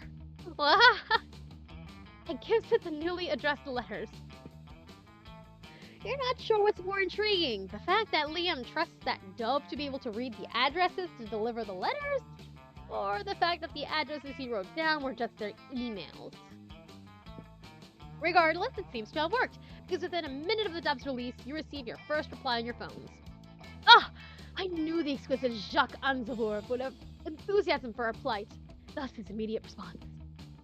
Dear Liam, I've received your message. Though the calligraphy is quite impressive, I'm afraid I must give you the same answer I gave you when you asked me to write a review on the cuisine cooked by your friend's grandmother last Thanksgiving. I don't know how you got a dove to find out where I lived based on my email address. But stop contacting me! Sincerely yours, great and helpless food critic Jacques Aznavour. Aznavour. Oh, I would be shocked too. If some dude gave my email address to a dove to deliver a letter to me, and that dove still somehow found me, I too would be terrified. I too would be terrified. What is that? Now I'm thinking about Reckon if he's attending this Irish family film premieres and critiquing them together. Oh my god. They just get like a little corner seat and they're just like talking like they're just like talking up the movie, like pointing out like any like what filming angles they would have taken to make it better, lighting critiques, costuming, acting. It would be to think that they like bring like little wait. I would say I like to think they would bring little notebooks and like try to write the things down. But Rekka's a memo keeper. I'm pretty sure memo keepers don't really need light to see. He could probably have like a notepad. He'd probably have the notepad and be the one taking notes on all their critiques. And use this film to like make their own better. That'd be so funny to me though. I do just love them like critiquing it, like just because they can though. And they're just chilling in the back like, that's not the lighting choice I would have gone with. It's absolutely just tearing the film to shreds. That's so cute though. This date night with Bae is being a little hater to like a rival film, or like to the very family that's like not treating them the way they ought to be treated. Oh, Erebus. No one understands the severity of the creme brulee transgression. I keep wanting to say crime brulee. That's because of that stupid Tumblr post where it's like arson. I prefer to call it crime brulee. Every time I say creme brulee, I want to call it crime brulee. I cannot. Thank goodness we have each other. Aw, thank goodness. Heck yeah, you have each other. For prom? Hopefully. At the very least, maybe he'll let you borrow that dove sometime to send anthrax to your enemies. 10 out of 10 approved. Ayy.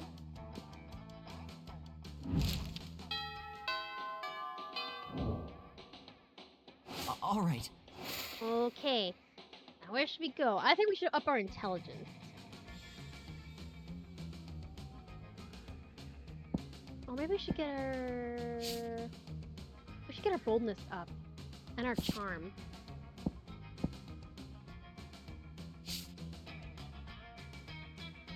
Charm is at the gym?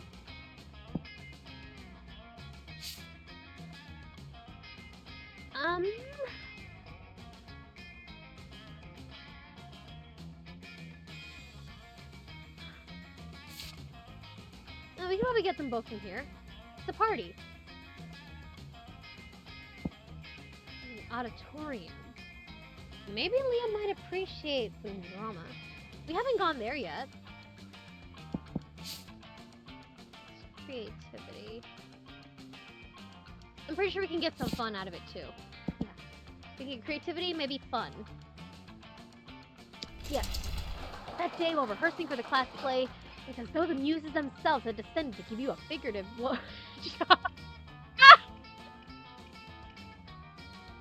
That caught me so off guard.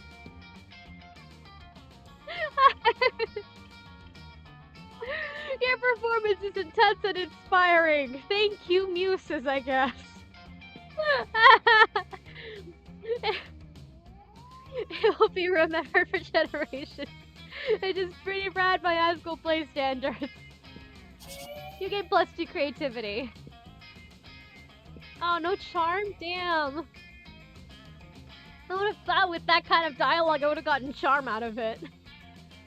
With that out of the way, you hurry to your secret meeting with Miranda. Ew! Ew! Get away from me! Majestic. Oh, okay. It's more Liam stuff. Well done, co-conspirator. Operation Make Liam Popular Again is a rousing success. And for the record, I did discover that Liam was popular for a 3-month period in the early 15th century, so the name fits. All that remains is for us to wait for prom and celebrate our... Your deception? Liam! It's not what it looks like! I swear! I knew it was too good to be true. My idiosyncrasies are remarkable. They aren't marketable. This was all a cruel joke, wasn't it? Bet between 2 popular kids that they could make an outcast loser into prom king. Well, guess what? The circus is over, and this clown is climbing into his tiny car and going home. Along with like 12 other tiny clowns, if the metaphor holds. Which it doesn't. It was a bad metaphor. Goodbye. No, Liam! I wasn't trying to be mean. I don't have a mean bone in my body. I don't even have bones! Right, she's probably got cartilage. You might check that information later. No, she's a fish. She probably has cartilage instead. No fish sticks. If we don't do something to fix this, all our hard work and subterfuge will be for naught. But how can we make amends? Surely not with some sort of overwrought romantic gesture defying all logic. You tell Miranda not to worry. You've seen plenty of teen rom-coms. You know just how this part goes.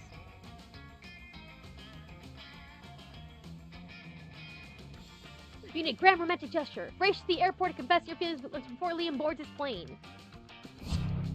What? But Liam isn't at the... You have to have reasonable concerns. You got a plane to catch. You speed to the airport, charge your security, and ran your way on the plane to Croatia and pour your heart out. What? I didn't think it was gonna be that literal. I thought I was just gonna say it, and I was gonna enact some grand gesture for Liam.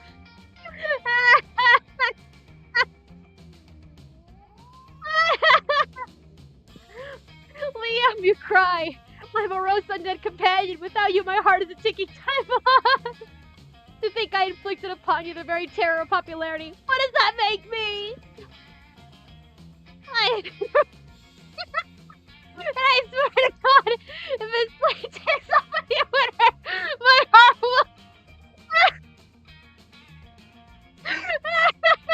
I can't breathe this. I can't read this on stream.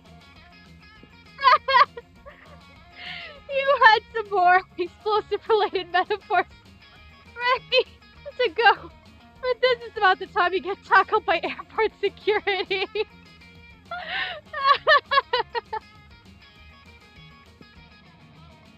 It turns out it's not a good idea to board a random aircraft shot that you're...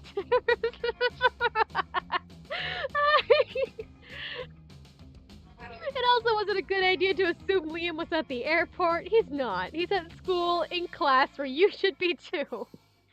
You learned a valuable lesson today, which is that you are an idiot. You lose 2 smarts and 1 fun.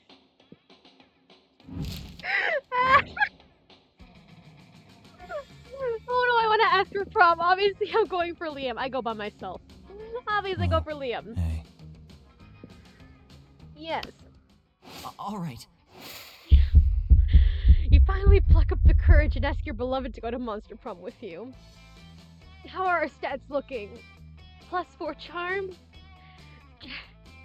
We're smart, but that doesn't do anything if we have no charm and no boldness.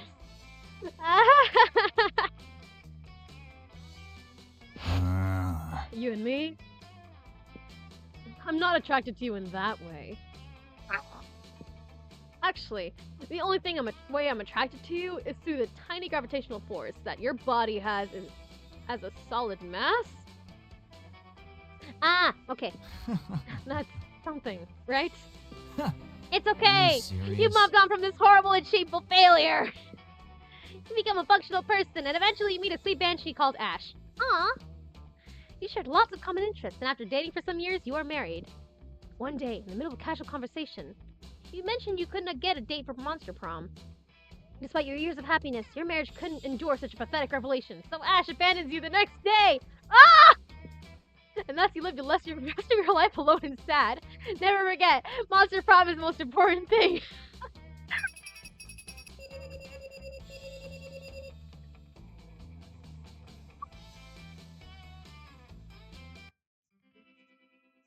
Abject failure! Those 6 weeks were maybe the most epic and absurd weeks of our lives. After the Monster Prom, we kept living our lives, falling in love, battling for friendship, and learning about who we were and who we could be. And you know what? Like it always does, life happens, and it was wonderful. Liam started an iconoclastic band that broke all conventions. Their latest album has been a hit. It has no songs at all. Their album is just a banana set on fire. And be sure, Liam does not care if you don't get it. Holly graduated from doing lots of Ugh, I really hope I haven't been mispronouncing this. Ayahuasca, and now she appears to be hallucinating people and acts as their spirit animal. Miranda got a job of being princess of her kingdom, which was actually kind of her job already. Well, you don't see her complaining about it. For those 6 weeks, the Monster Prom seemed larger than life, and then it was gone just like that. The battle for Monster Prom might have ended then. There were plenty of battles you left in that war called youth. But once again, we're young and unafraid, and we're ready to start. I think I know where I went wrong. I cannot speak. I think I know where I went wrong with Liam. I asked him out. If I had just gone by myself, he would have gravitated to me. It would have been too easy. It was a Slender Man.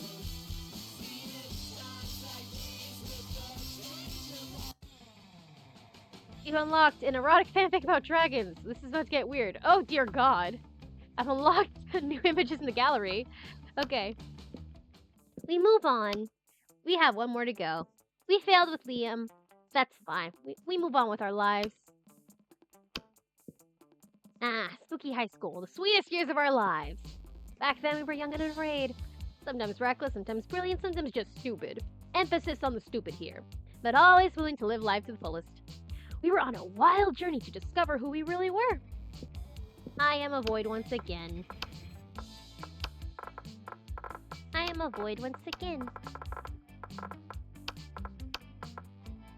I forgot how to spell the name. U-S. Genderless. Sure thing. We have yet to experience this ultimate challenge, the Monster Prom. I remember it clearly. 6 weeks left, and as we fantasized about our dream prom dates, we were all scrambling to catch the attention of one of our 8 most charismatic classmates. Now they're 8! They were 8 now! Got Hal, 21. Oh, look at him. He's a puppy! He's so much more of a puppy than he was before the first time. Werewolf athlete who compensated for his rather small brain with a stupidly large heart. Miranda Vanderbilt, 19.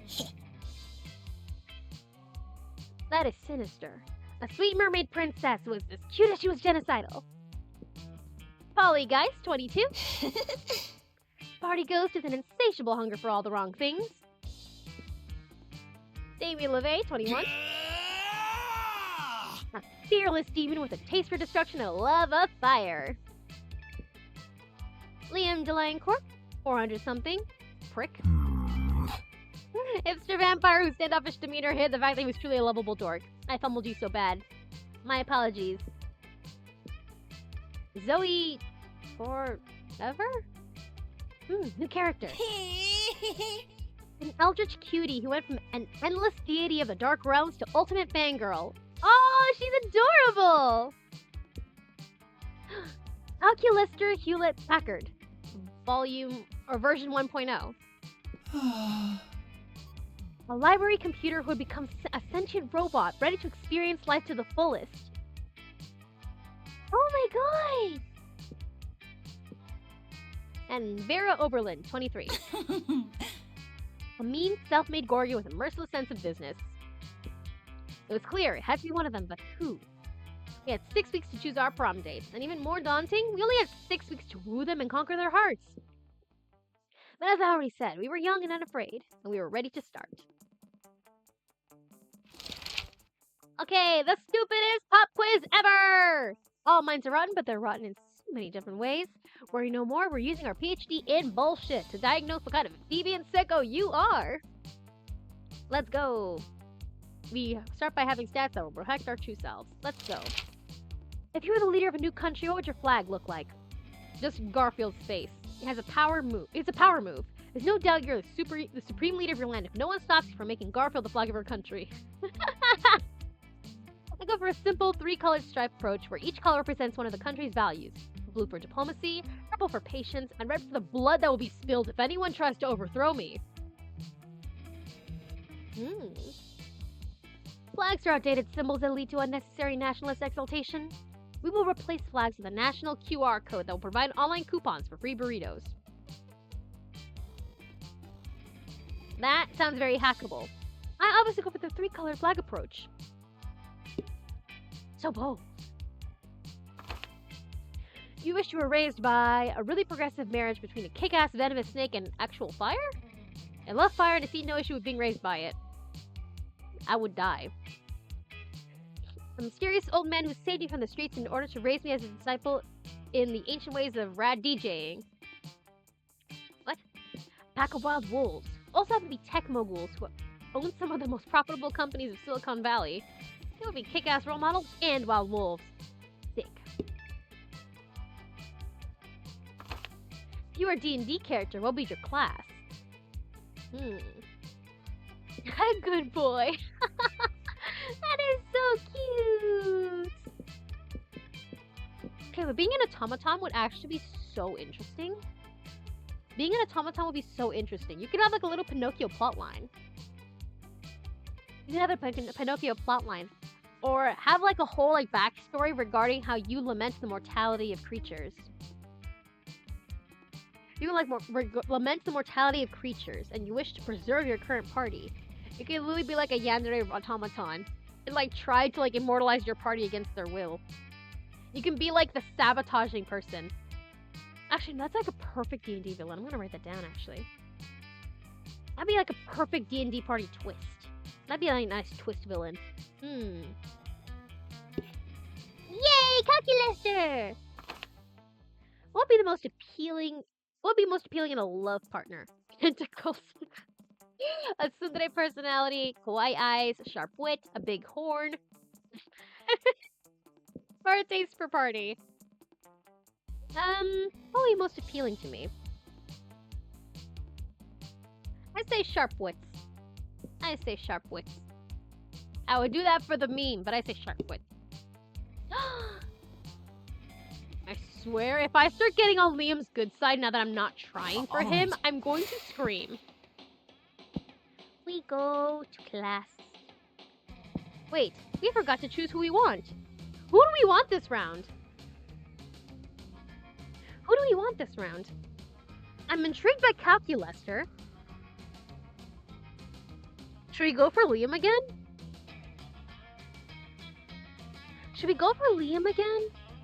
And try to see if we can actually get him this time? Or should we go for Calculaster? Or should we go for one of the other characters? This is a toughie. I don't even know what stats to get to everyone. Cause like I thought like matching smarts with Liam would be the right way to get him last time. But maybe I did fumble him because I tried too hard. Let's see. Who do we want? Do we want Calculaster, Liam, Damien maybe this time around?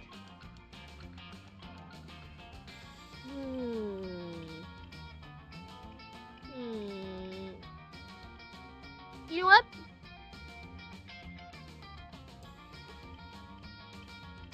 I'm gonna go to the classroom. That day, you listen to your elders and learn valuable lessons. Sometimes, after all the monster nonsense and the dating gimmicks, you forget that attending class is supposed to be the primary activity at a high school. You gain +2 smarts. You spot Liam showing Calculaster some images on his phone. The two options. It's the two. Oh my god.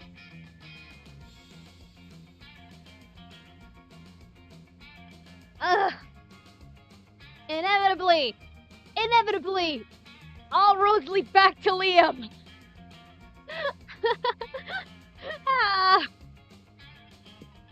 Silver classmates interacting without your interference? Unacceptable. You saunter over. Mountains, my friends. I call this one mournful macaroni on polyurethane cafeteria tray. If I had to describe it, I'd say it was haunting, challenging, and very artistic. Adjectives acknowledged. Appreciating art. Well, if you appreciate that one, you'll really appreciate this next one. I call it Pickled Beets. And it is, obviously, even more artistic than the last piece I showed you. Query. How much more artistic is Image 2 JPG relative to Image 1 JPG? Well, a lot more. Ayo? Ayo? Invalid quantity. Please provide a numerical value. Well, that's a ridiculous question. Everyone knows that art can't be objectively measured. Counterclaim. All things can be objectively measured. Temperature, altitude, marks, boldness, charm. It seems like Calculester is going to list every single thing he can think of and or look up. That's a pretty long goddamn list. Looks like you need to resolve this, but whose side are you on?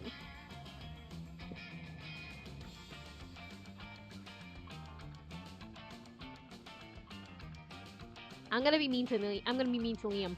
There's certainly some things that can be measured, Calculester, like the admiration I feel for Liam. No. I'm gonna be mean to him. Wow, Liam. It's like you haven't read the obscure yet definitive classic, All Art Can Be Objectively Measured, and this book will show you exactly how, by Kandinsky's extremely literal twin brother. What? No! Of course I've read that book! I was the first one to read it! I read it 100 times. 100, which is an objective number, just like art is objective. Hey, I gotta go real quick. Not to the library to go read that book or anything. I just, to space. I need to go to space. For a concert. A concert on an asteroid that you're not hip enough to know about. See you. I think they bought it.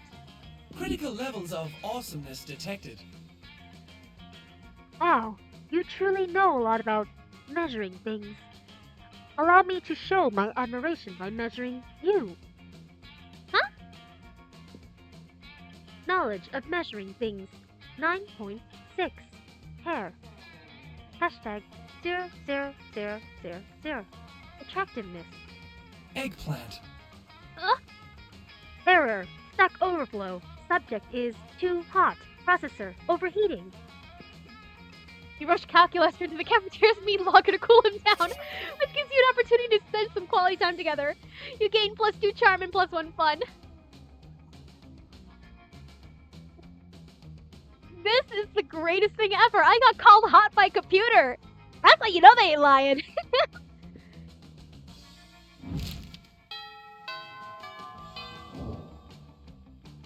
All right. Oh, where's Calculester?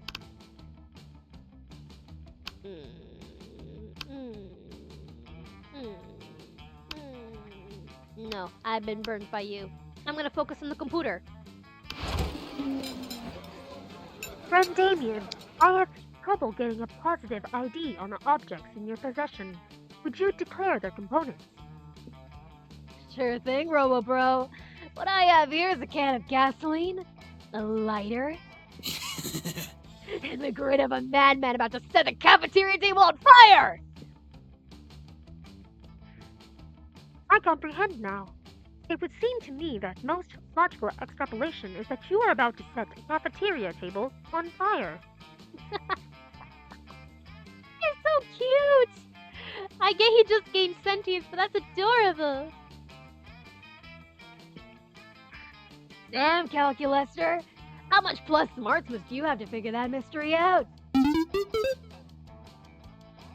My intelligence cannot be calculated using your overly simplistic methods. However, my morality module indicates that setting a cafeteria table on fire is not within the bounds of acceptable school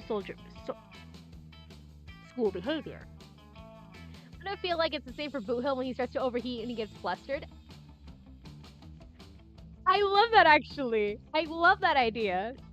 I love the idea that like his body has like built-in fans to like help cool him down when he like pushes his body to its limits, especially during combat. But I also really love the idea of like the fans like kicking in and starting to whir when he like gets really flustered. So bro can't even try to hide that he got flustered.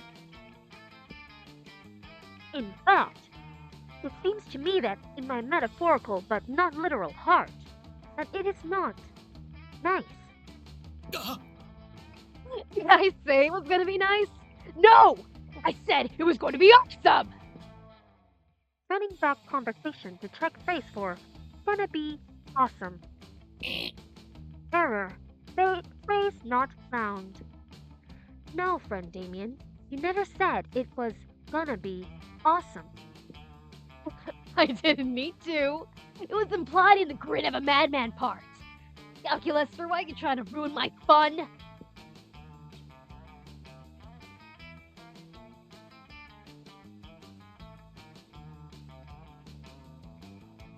What?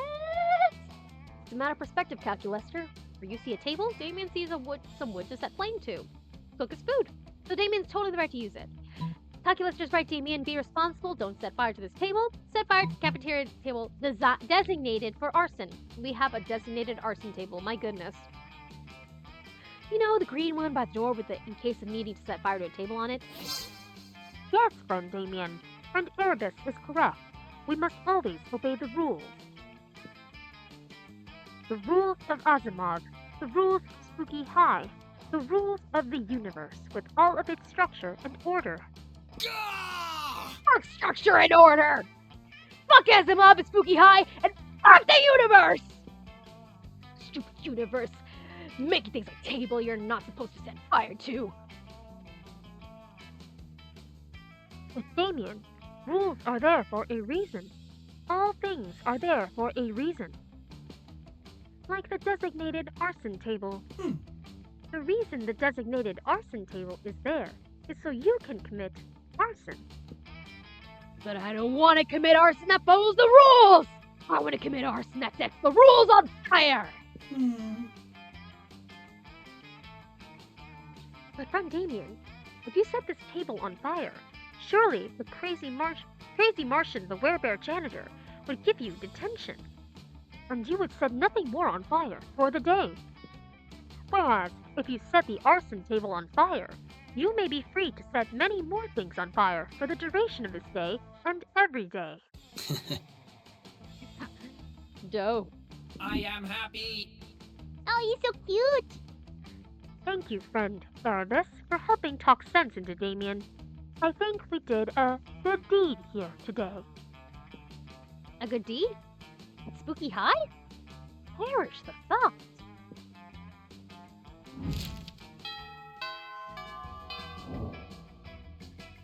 All right. Where should I go?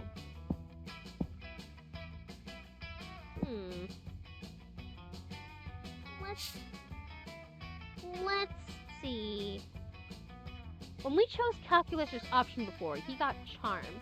Does he want to be charmed? Actually, let's go get some fun. Yeah! We start a rave!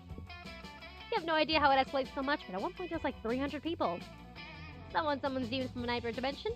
We already have a student who is apparently an eldritch entity. The consequences might distort the fabric of reality, but who cares? I get +2 fun. Yay!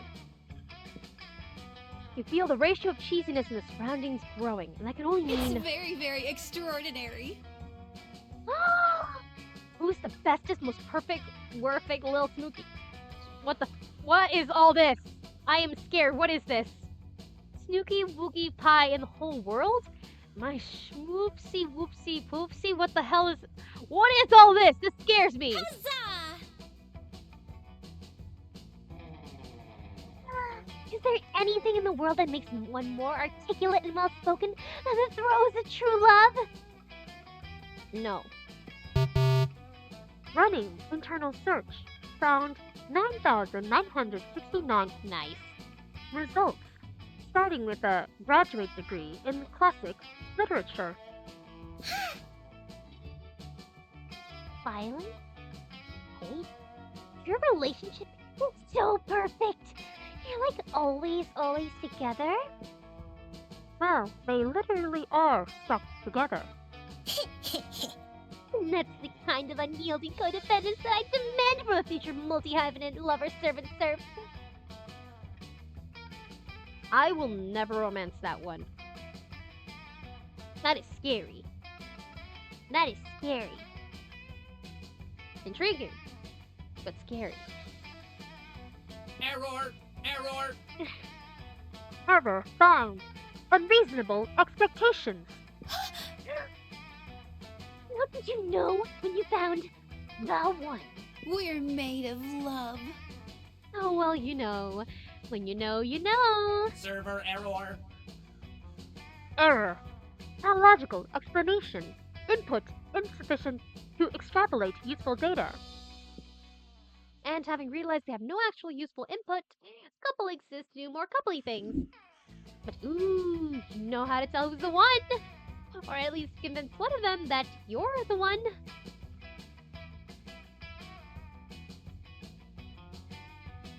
Easy, Miranda. The one is willing to fight past monsters, face countless dangers, and all to break into your home and kiss you while you're sleeping. Totally normal and not problematic at all. What?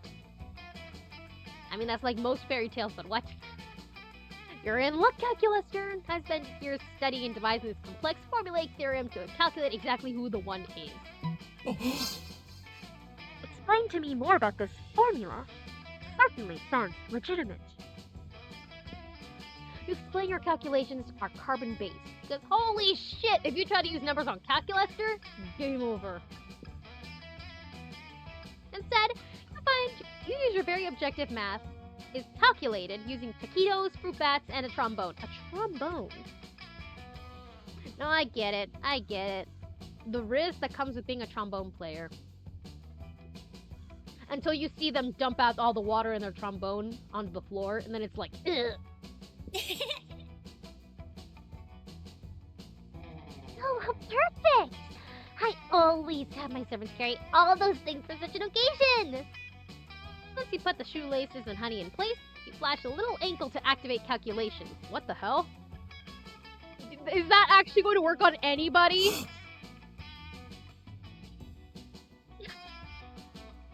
What?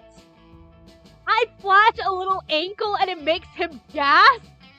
What? The result of this objective process seems to say that Erebus is the one for Calculaster. Running internal check. Legitimacy. Initializing love.exe. Diagnostics concluded. Erebus is the one for Calculaster. Aww! Do me next! Do me next!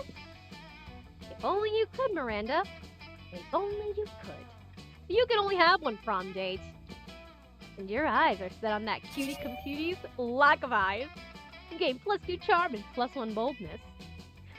So the way to his heart is charm, is it? Okay, okay.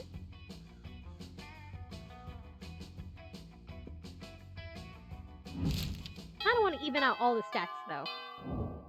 It's not even well-rounded. All right. But charm. I get it now. Let's go... Not the shoppers in the gym, so we can't do that. Let's get boldness to 10. Let's get boldness to 10. Then we can work on getting everything else to 10, and then we can start bumping up charm. We're going to be well-rounded this time. We will not be lacking anything that Calculaster could ever want. That day you skipped class just to hang out in the bathrooms because you respect no authority. I guess some people just want to watch the world burn. I have 2 little guys. That's so cute. Whose phone number is that? Checo? Bye, skipping class and hang out in the bathrooms. You give +0 shifts, but you gain 2 boldness. Yes. You notice Calculus is taking one of his favorite succulents out for a walk. He likes succulents? Succulents are so cute! Suddenly, the wolf pack comes jogging around the corner and nearly crash into him. Hey, watch where you're going, nerd! I am terribly sorry. I was simply taking my succulent for its daily walk. I know that succulents do not require a walk, but I believe they appreciate them. What a What? noob! Sorry, bro, I wasn't listening. I was too distracted by your lack of facial hair. He's a computer. What do you want from him? He's a computer. What do you want from him? I'm sorry? I mean, look at you two. When's the last time you shaved? Never. Are you talking to me and my plant? If so, there is a simple explanation for our lack of facial hair. I myself am a robot, but my succulent is a succulent. Neither succulents nor robots grow facial hair. I've got a succulent too, if you know what I mean. Bro. It's long and hard, and I keep it in my pants. I call it my. What the? That is what? The funniest thing I've seen. It's like in fan fiction or like written novels where they find increasingly creative ways to say things, and they're just even more ridiculous than the ones you've previously seen. What is that?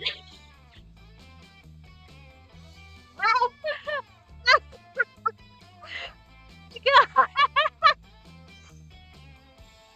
And I thought I'd seen the worst of replacement words for that. Seen the worst and most ridiculous. No, I have learned a new one. Nice, bro. Good joke. Put my fist to your fist, bro. Oh, you like succulents too. Can I see? Calculaster! No! No, Calculaster,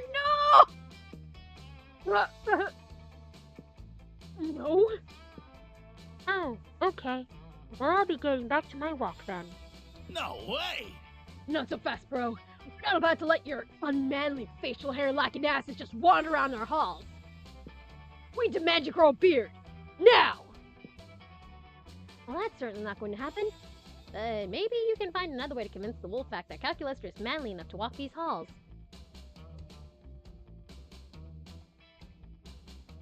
Sure, facial hair is manly, but you know what's even manlier? Face made entirely of glass and metal. Calculaster does have facial hair, just doesn't carry it with him all the time. Duh. Huh? Whoa, is that true? Is a glass and metal face really more manly? I truly have no objective metric for assessing manliness. Oh, a tough talker, huh? Well, maybe you should try putting your mouth where your face is. I'm sorry. I don't understand. Please try. Wham! The leader of the wolf pack headbutts Calculaster right in his glass and metal face. No! My boy! Ow! Fuck! It feels like I just ran my face into a bunch of glass and metal! No! No, really! Oh my god! What a turn of events! Who could have foreseen this? Huh? It's true. Metal face beats meat face. It's just as my great uncle, Killbot 9000, always says. Weren't you just a library computer who gained sentience? What the hell do you mean your uncle's Killbot 9000? You were a library computer who gained sentience. What? Sorry for doubting you, bro. Your face really is the manliest. Because manliness is all about one thing, and one thing only. The ability to hurt other men. Duly noted. The wolf pack scamper off. I like to find someone else to hurt so they can feel better about themselves. You gain +2 fun and +1 boldness. We need to up our creativity. We need to be well-rounded. All right. But I also want to be with Calculaster. You approach Scott and Calculaster sitting at the table conveniently located near a power outlet. Calculaster is charging. Scott is confused. What? What do you mean you don't eat, bro? If you don't eat, how are you ever gonna get swole? Premise invalid. I am a robot. Robots do not get swole. Swelling in robots is always an extremely bad sign. No eating? No getting swole? How do you live, bro? Technically, I do not live. It is one of my greatest sources of sadness. Oh, Calculaster. My boy. It's okay. It's okay. Nah, don't be sad, buddy. I know what'll cheer you up. Some pizza. Pizza always cheers me up. A valid suggestion. Pizza is a food which I do not eat. I am not designed to consume organic material, only electricity. But, but, but, but. You're actually pretty worried that Scott's head is going to explode. And then you're gonna have to clean that up. Yeah, better find a way to satisfy his curiosity.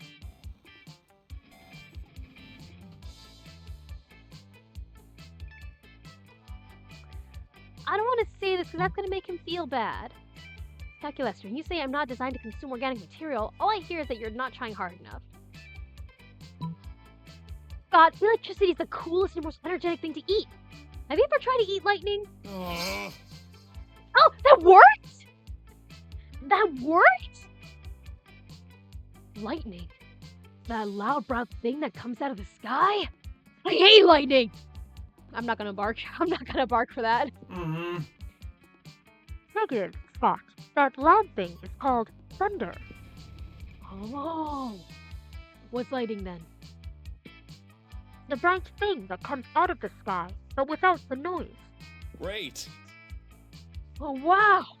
Noise-free lightning! It's like a fat-free protein shake! Sounds so energetic. I'll go eat some right now. Please do not. But it's too late. Scott's already running around outside with his mouth open, staring at the sky. Good thing it's not raining or anything. Now you get to enjoy some time alone with Calculaster. Oh yeah, oh yeah, oh yeah, that charmed Calculaster for some reason. All right. But it worked. I'm going to perish for a sec.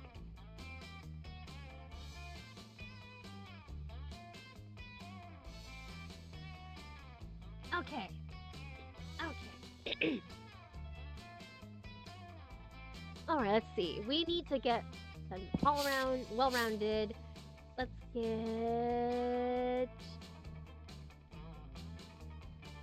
a creativity up. Creativity is over here, right? Yeah.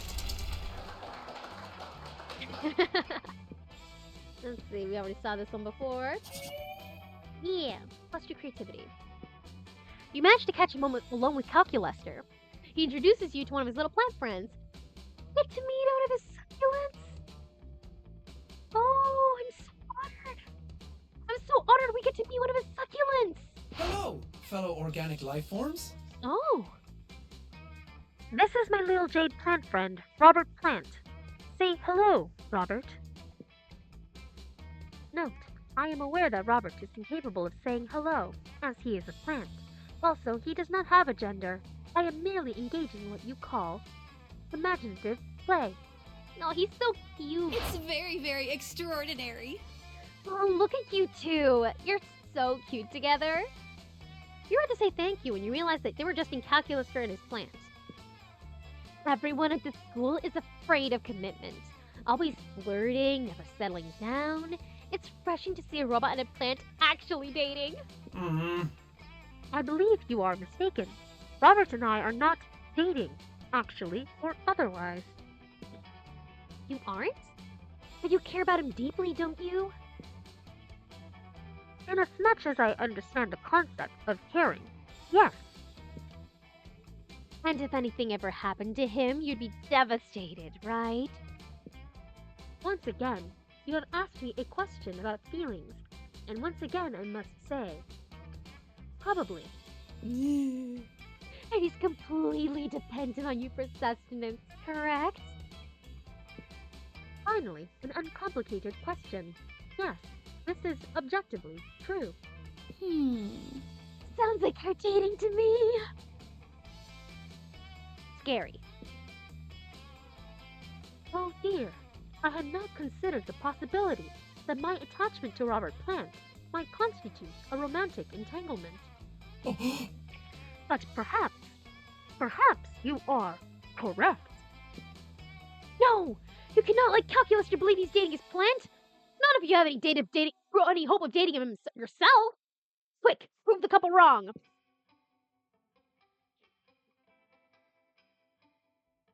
Actually, according to this very thorough teen magazine, robots and succulents are romantically incompatible. You pull out the dog-eared issue of Where Tiger Beat that you keep in your back pocket, just for such occasions. The cover article is an exhaustive list of interspecies pairings that make us squeal. Oh, human and food processor, werewolf and whole turkey leg. Oh, here it is! Robot and succulent. What does it say? Am I in love? How is your loneliness? No. According to this article, succulent and other plant-based creatures tend to be asexual and aromantic. A deadly combination for a robot trying to learn how to feel romantic love. Oh, what a shame. I really thought you guys would make a cute symbiotic pairing. Oh, well, single again. Not for long. Not if you got anything to say about it. You gain +2 smarts and +1 charm.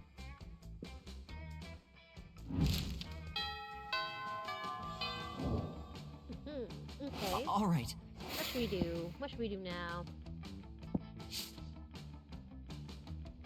Let's get some money.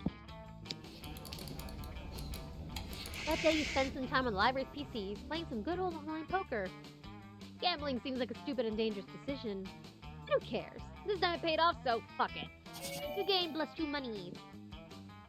Hello, fellow organic life forms. Yay! Calculator! And so, after careful internet research, this plant truly does look good enough to... Huh? Greetings, my love.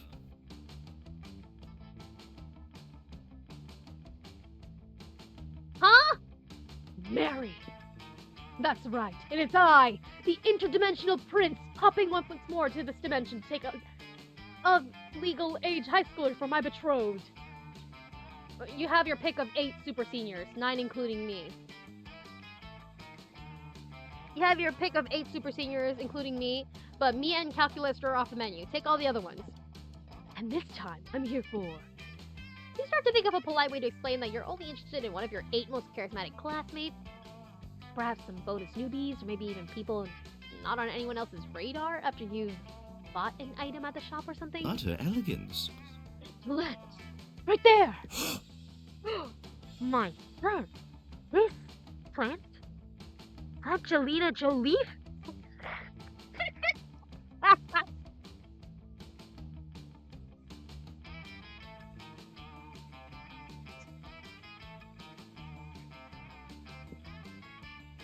Yes, the very same. G-E-X. They. However, this inanimate vegetable chooses to identify is clearly my soulmate, and marriage to Plangelina is the only thing that will ever save my lonely soul. Calculus just seems a little unsure. Gosh, why is the prince like this? Always crashing high schools to marry people, and I guess plant life now? You need to stop him. Wait, do you need to stop him? Shouldn't you just let him marry the plant and stop pursuing your love interest? No, wait, maybe Calculus would be sad if his plant friend got married. Would he? Yeah, I don't know. He'll probably just be based on your stats anyway. You can't marry that plant. It's already married. To the sea. Yeah, no, wait, yeah, no, just let him marry the fucking plant. Married to the sea. What? Angelina, no! How could you do this to me? I mean, I didn't even know you existed until a few minutes ago, and apparently this union predates that. But still, I shall win your love back, my love. I shall go fight the sea. Erasing memory of this mess. Do we have evidence to suggest that everyone from his dimension is like this? Or is Prince simply unique? You don't know. And honestly, you don't care. But what you do know and care about is that the prince goes and fights the sea so hard that sharks evolve to live on land. The sharks take to the streets, street sharks, and form an amazing heavy metal band called the literal actual Street Sharks. Street Sharks! I remember seeing commercials for that cartoon series when I was a kid, and I always thought it was the coolest thing ever. I never got to see it, and this reminded me of that. I am marking that down. Street Sharks. Oh, that looks terrifying. The 1994 American animated TV series. Wow. It's like Teenage Mutant Ninja Turtles, but with sharks. That looks badass. Kind of terrifying, badass. I am going to watch it. It says there are 3 seasons of content for this thing. You take Calculester on a date to see their first concert. And the experience is so enjoyable, it gives you +2 creativity and +1 charm. Oh, thank you, Calculester. Also, I understand now. Their pronouns are they, it. I see it. I see this. Okay, I'll remember that now. Calculaster! All right. Ugh, and Liam. You know the old joke. A robot and a vampire sit down at the cafeteria to not eat. Friend Liam, you seem quite focused.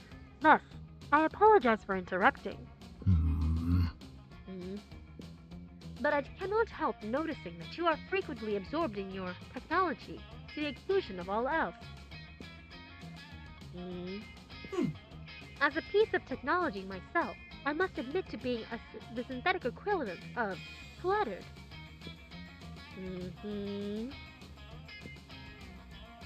But something does not compute. I spend my days and nights longing for inorganic connection.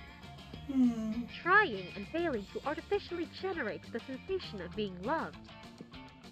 But you, with the entire organic population of this high school at your fingertips, choose instead to use those fingertips to stimulate your smartphone device. It intensifies my loneliness just to watch. Lean into that feeling. Loneliness is the 3rd coolest emotion, right behind tsundere and none. I do not wish to lean into that feeling, Liam. I wish for you to lean out of it. You don't know what you're asking, Cal. Do you know how many photos are shared on Momentgram alone every hour? 3,953,833.33333 repeating. It was supposed to be a rhetorical question, but you only strengthened my point, which is this. What if, while I was away from my phone seeking organic connection, one of these Momentgram posts were to be bad? Who would post a devastatingly condescending emoji? Who would ironically share it along with a GIF of Marcel Duchamp languidly smoking a cigarette?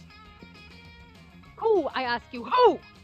The internet is defenseless without me. I cannot miss a moment. Counterpoint. This is unhealthy and bad, and you should not do it anymore. Wow, things are getting pretty heated at this cafeteria table. You decided to resolve this dispute one way or another before your ice cream melts. No, that is so mean. Leave Liam alone, Calculester. Not everyone has a super potent microprocessor for brains so that they can receive internet updates while interacting with people. Check your rule privilege. Calculester is right, Liam. But instead of burying your pink-tinged nose in your phone, to get updates via Puppet Show, Calculester and I will not perform for you. That is absolutely ridiculous.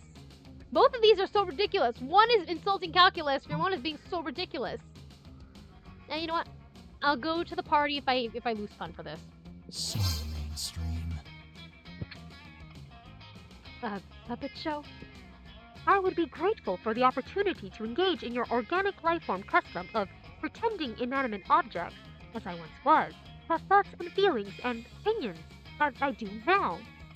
He likes that! That is so cute! Of course, a robot doing a puppet show. It's so meta. Stop being charmed when I'm not trying to romance you. Shoo shoo! Shoo shoo! All that I do is metal, for metal is what I am made of. Incorrect auditory input. Apologies. I realized that you said meta. The puppet show will be meta, friend Liam. We will make it all that you want and more. And so you do! Calculester uses the internet in his mind to get all the information Liam would have gotten from his various platforms, which you and Calculester then translate through puppetry in the style of Bunraku. Woyang Kulit, Guido Marinette, and Julie Taymor. I want to research these.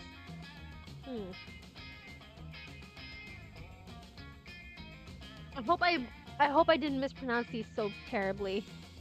See, Bunraku is a form of Japanese puppet theater, founded in Osaka in the beginning of the 17th century. Ooh, that looks so cute. See, and then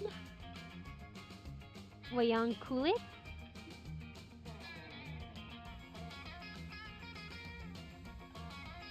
It's a traditional form of shadow puppetry originally found in the cultures of Java and Bali in Indonesia.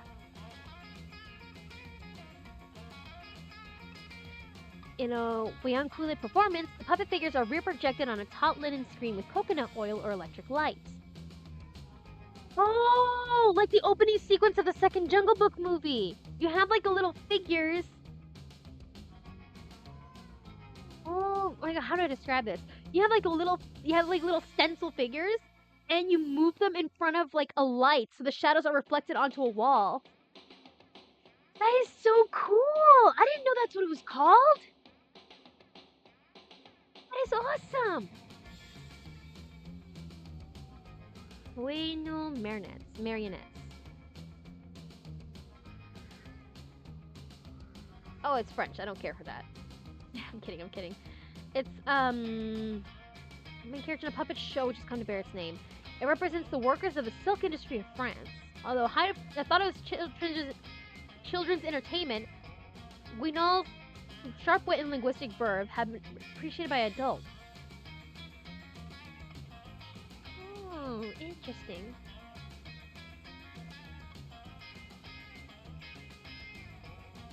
I'm trying to see what kind of puppets they are. Oh, looks like porcelain finger puppets or hand puppets. Oh, that's neat. I faintly remember these from when we had like a unit on like puppetry in my Drop My Theater class. Raider.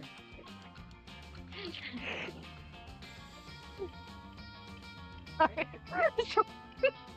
I'm kind of sorry. Okay.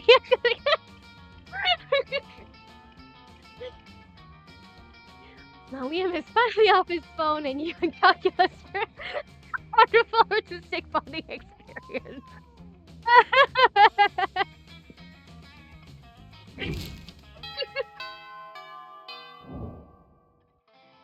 All right. Okay, what stats do I need to up? I need more creativity, fun. I do need fun. Hopefully we can get some more stuff from there.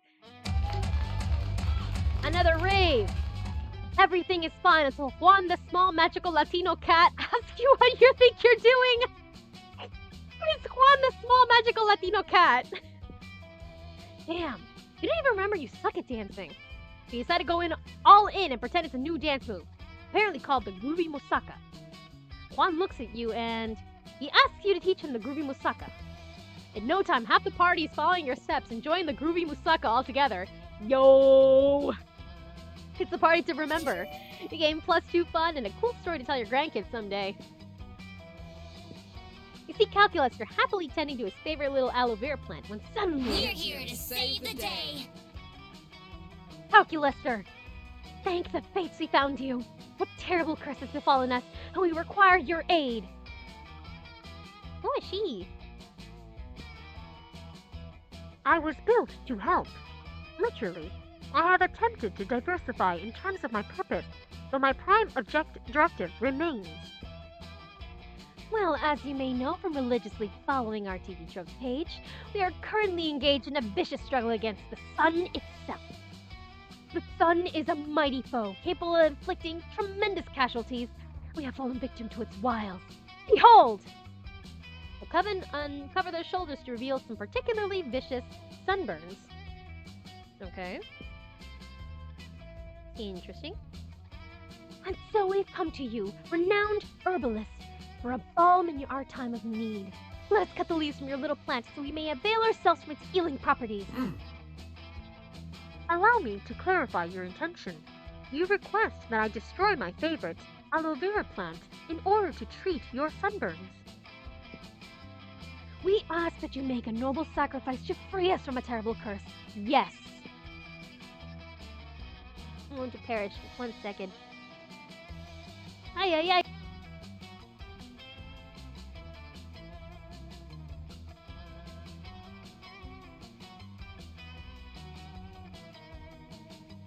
Ay, ay, ay.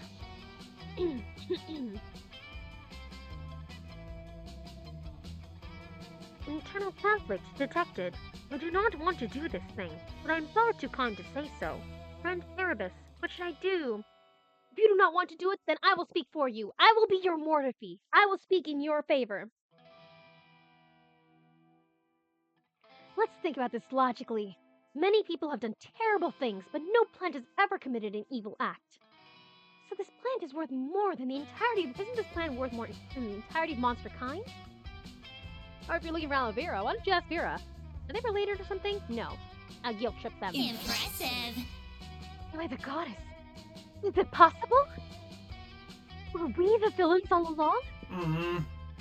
If I respond in the affirmative, will you cease to demand the destruction of my treasured plant friend? Yes. Then, yes. Oh, how we lament our debased animal ways. Will we make it up to you, good and pure aloe vera? Shall we weave you a spell? Slay one of your enemies? I do not see how that is necessary. But we must perform a quest to absolve ourselves of the guilt. There must be some task we can perform on our behalf of your plant friend. I suppose you could bring me 1 ice cube. I water my aloe vera by placing an ice cube in the pot so that the water enters the soil more slowly. That is so smart. That is so smart, actually. I'm writing that down. I'm writing it down. My sister has a succulent. I'm going to write that down. It's not the same as aloe vera, basically, but still. We do have aloe vera in our house, too. We have like, I think 3 aloe vera plants in our house. Those things have saved our asses so goddamn much when we go to the beach. Or when I come home and I have like burns on my hands because of shit that happened at work.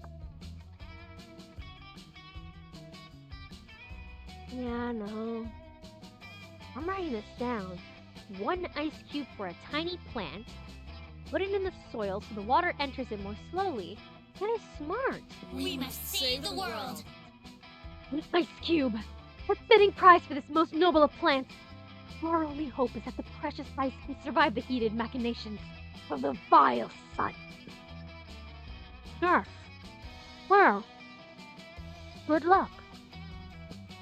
The coven rush off to find ice, happy to be on a mission. Succulus returns back to his plant, happy not to be a part of the mission anymore. For brokering this truce, you gain +2 charm and +1 fun.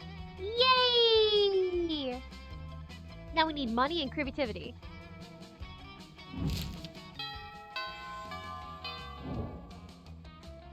Alright. Alright, time to scam people. Let's go. That day you spend some time in the library PCs, managing your start kicker. You deceive a lot of people with sensationalist videos and impossible promises. Nice. You gain plus 10,000 money. Almost everything goes to cover costs and you keep only +2 money. You see Calculus sitting on another one of the computers. He seems to be arguing with it? That's your brother. Please stop fighting, you two. It is causing a 23% decrease in my aggregate happiness. You head over and ask him what's up. He looks embarrassed he looks as embarrassed as possible for a robot to look. Farewell. Oh, hello, friend. Do not be alarmed. It is just some family drama. We get to meet his family? Aww! As you are perhaps aware, I was once a simple library computer. These machines raised me. But then why is like one of your relatives a killbot? Is it safe to assume that all technology is related in this world then? You are just a humble library computer. Why are you related to a killbot? When I achieved bodily autonomy, my siblings remained here with our chief parental unit. CPU. Unfortunately, this has led to some friction. Observe. Calculator directs your attention to the screen in front of him. You see a furious argument being conducted via text chat. Child Process 2. You can't tell me what to do. I'm gonna be a gaming PC, and nothing you say will stop me. CPU. What is the Microsoft Office Suite not good enough for you? We paid good money to license that software. Child Process 2. I don't want to be a dumb office computer. I want to have a top-notch processor and a sexy but impractical case. And how much money does a gaming PC make? Huh? You're so worried about money. What about fun? What about adventure? Anyways, with the sweet CPU I'm going to get, I can always mine Bitcoin. No child of mine will ever mine Bitcoin. It is a pyramid scheme. I forbid it. Oh, speaking of family, do you ever think Rekka's muse talks about Rekka to their family? Aww. I can imagine they do. They just like ramble on and on. Like maybe their family like asks them about people like they've met or encountered, and they accidentally ramble on and on and on and on about Rekka. Bonus to me is if Rekka, like wanting to linger close to them because he still is adjusting to like, human like standards and boundaries and all that stuff. He just like hears them completely go off talking about how amazing they find him, how awesome he is, and he just kind of like feels like a stirring of like embarrassment or even like and a mixture of embarrassment and happiness. Because like wow, this person really seems to like me.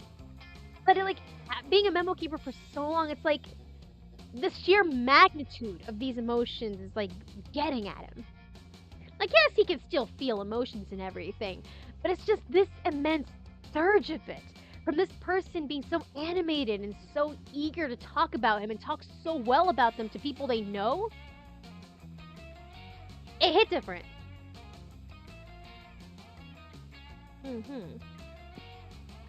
You can't tell me what to do. I'm gonna be a gaming PC, and nothing you say will stop me. Did he just do the R2D2 scream? Did this bro just do the R2D2 scream? I love that. Yeah, hell yeah. Rekka head cannon approved again. Let's go. Glad you like that, Spooky Mimikyu. Oh no, they have entered an infinite loop. Please, friend, help me. What can I do? I can't unplug the CPU! Killing his mother! I go to the CPU's control panel and install the supportive parent version 3 firmware update.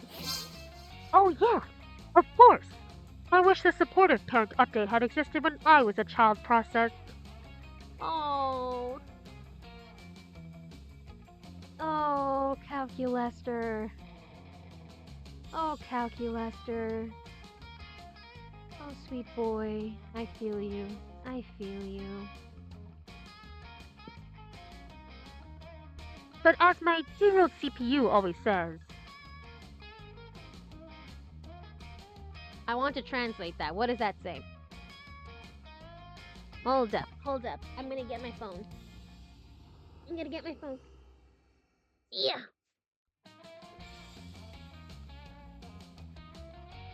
Okay, let's see. I'm gonna take a picture of that and then copy it so I can translate it into binary. What does it mean? What does it mean?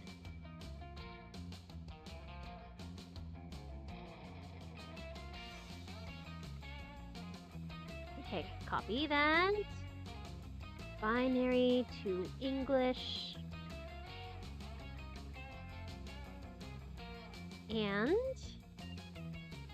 what does it say? What did your old CPU always say?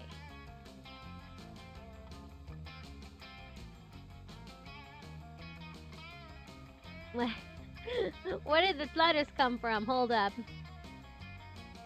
0, 1, 1, 1,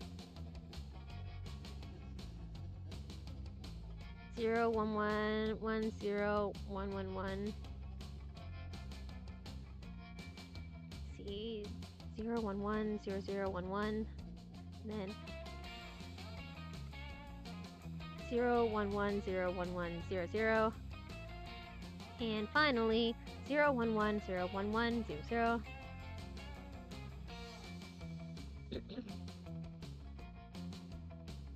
Alright. I still have absolutely nothing. Let's see. Let's see. I don't know if it's... Okay, let's see. 0, 1, 1, 0, 1, 0, 0, 0. I need to perish again.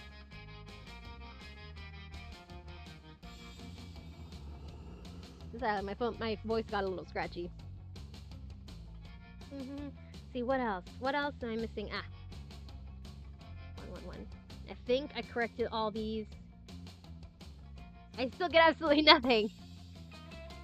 I still get absolutely what? I don't get what this means. What does that mean? I get H to 73LL. Where is the LL coming from? What does that mean? Bro, him actually meeting their family by making himself visible to them all. He's actually more reserved while interacting with them all until they start talking about filmmaking. Bruh. Bruh, can you, okay, I'm like a sucker for fake dating scenarios. Can you imagine, like, they ask him to come meet their family? Like, because their family keeps, like, nagging on them to get, like, a significant other. The first person they thought of to help, like, pretend is him.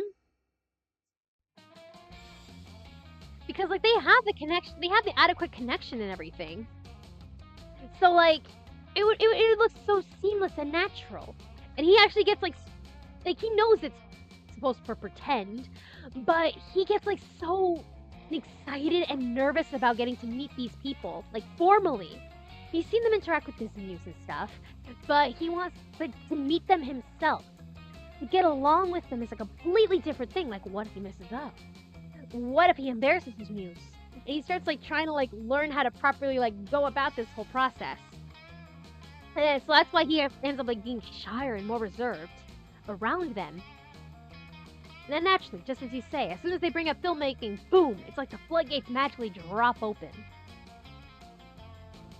So he has to show their family that they quote-unquote found someone who appreciates their talents and their interests as much as they do.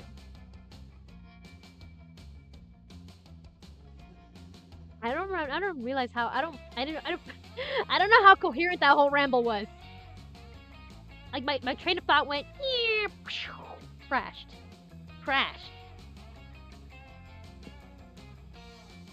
What is the Microsoft Office Suite not good enough for you? That is okay. I understand. You are my child, and I love you. Oh, wow, thanks for understanding. What made you change your mind? Improved again. Ayy! My mind was changed via a firmware update without my prior consent. It is fine. Calculester's all smiles, but you feel a little weird about forcibly altering the parent computer's personality. You mentioned your discomfort to Calculester. I am happy. What is personality? Mind is software. Body is temporary. Come, friend, let us get milkshakes and pretend to drink them. Your brief moment of existential angst is overpowered by a strong desire for milkshakes. You gain +2 fun and +1 smarts. We need to up our creativity then! Oh my god! We're doing so well. I'm scared. All right. It's all going to implode at some point. Who the hell is that? Where's Calculester? Where's my boy? Oh, he's gone. Oh. You know what, emo vampire? Let's go. He brings the frog TM. Emotional support assistant director, yes! Alright, emo vampire. What do you want? Oh. Wait, Dimitri's here? Doesn't he have somewhere better to eat lunch? Like an evil banquet or Tim Hortons or something? I can see the confusion writ upon your face. And I can assure you, I am not here to indulge my palate in the delicacy that is, sloppy monster fries. Dimitri pulls out a clipboard and a stack of pamphlets. Come to the dark side. I am here on a recruiting mission. Tell me, have you ever considered the benefits of joining the dark side? The pay's great, whatever you can steal. We have a killer dental plan. Damn, they got me! They got me! They got me! They got me already! The pay's great, it's whatever you steal. They have a killer dental plan, fangs included. Damn! They have a free dental plan if I join and I get fangs? Bruh! I'm sold. I'm sold. Where do I sign up? And the upward mobility is unbelievable because your superiors are constantly killing each other. Plus, you get to go to bed each night knowing you helped make the world a little less safe. You give Dimitri a disapproving look and point your DARE shirt. Oh, you've gone through dark arts resistance education, have you? Let me sweeten the deal then. Sweeter than an included dental plan? Sweeter than an included dental plan. How about a free trial of one dark side perk? Sure, what's the worst that could happen? You ask him to explain. The art of monologuing about your evil plans in great detail when you have your enemies trapped in a compromising position. How to rock the cape. Not with this one. Your power is admirable and Ooh. sexy.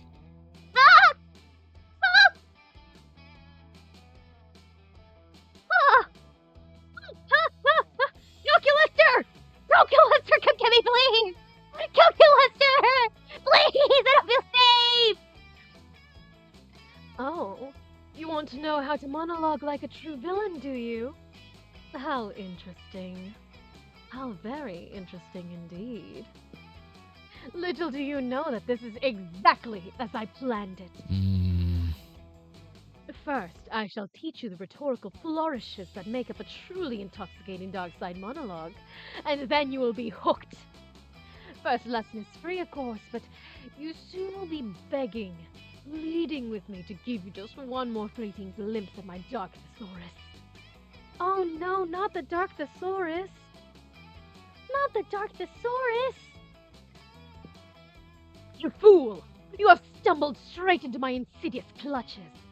Once my grasping fingers close around the neck of your soul, there will be no escape. Hey, where are you going? I wasn't done with my monologue! Hey, bring back my wallet! Okay, yes, that was all part of the first lesson of evil monologues. Make sure your victim is actually trapped in a compromising position before monologuing. You are an excellent pupil, and I look forward to working with you further. On the dark side. Now will you please return my wallet? I have coupons in there! Erebus? Coupons aren't the only thing Dimitri has in his wallet. There's also plus for money! Nice!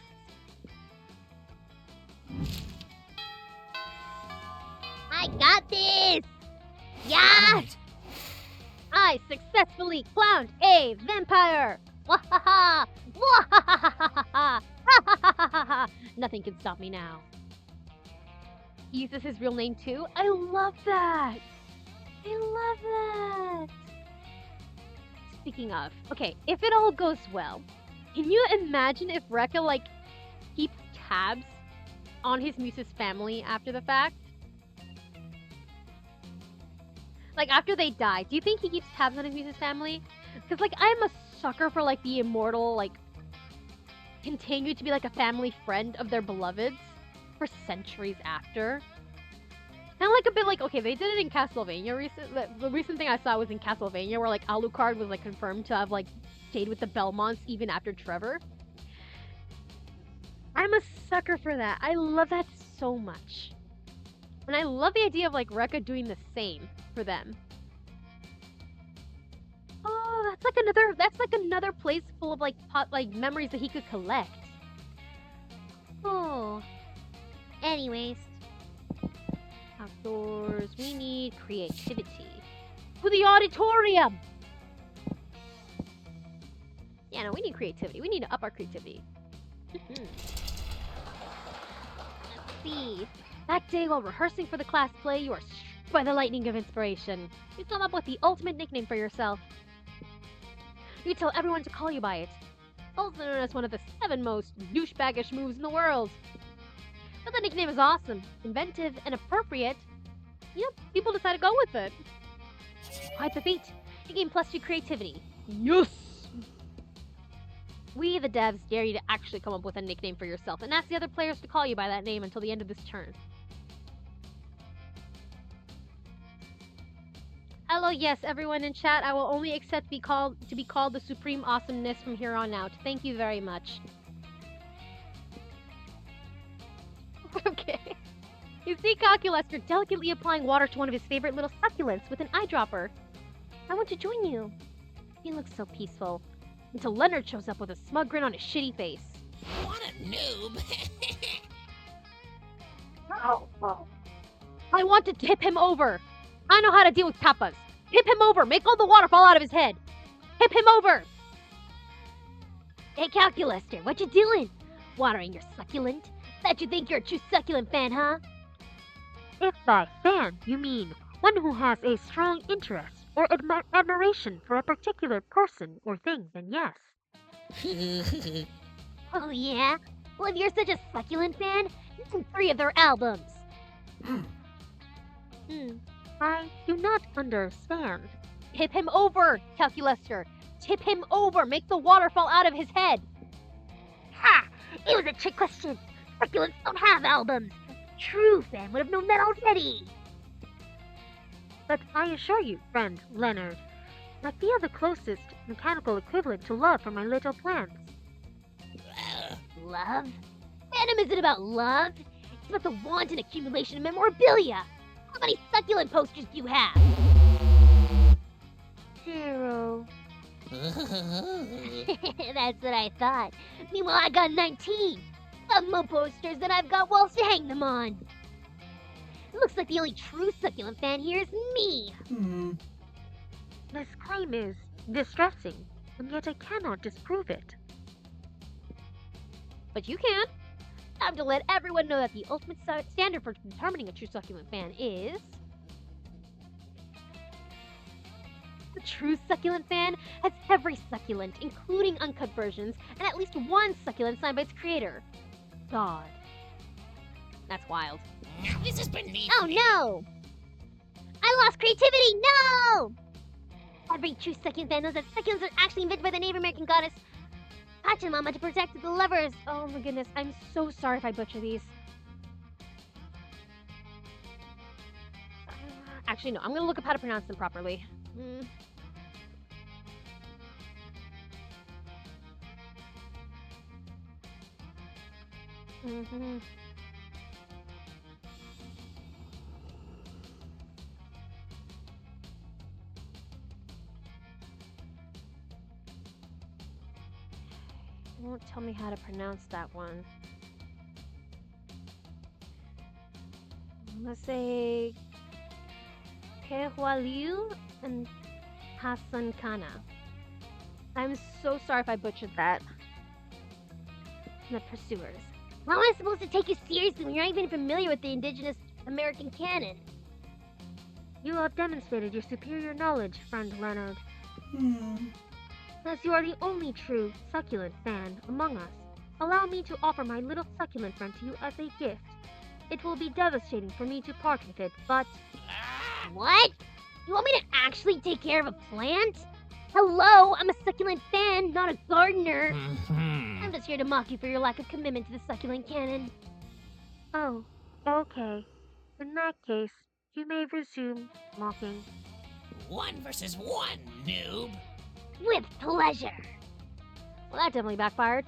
Leonard is the fucking worst, but you're not much better by enabling his bullshit. He was -2 fun and 1 smarts. No!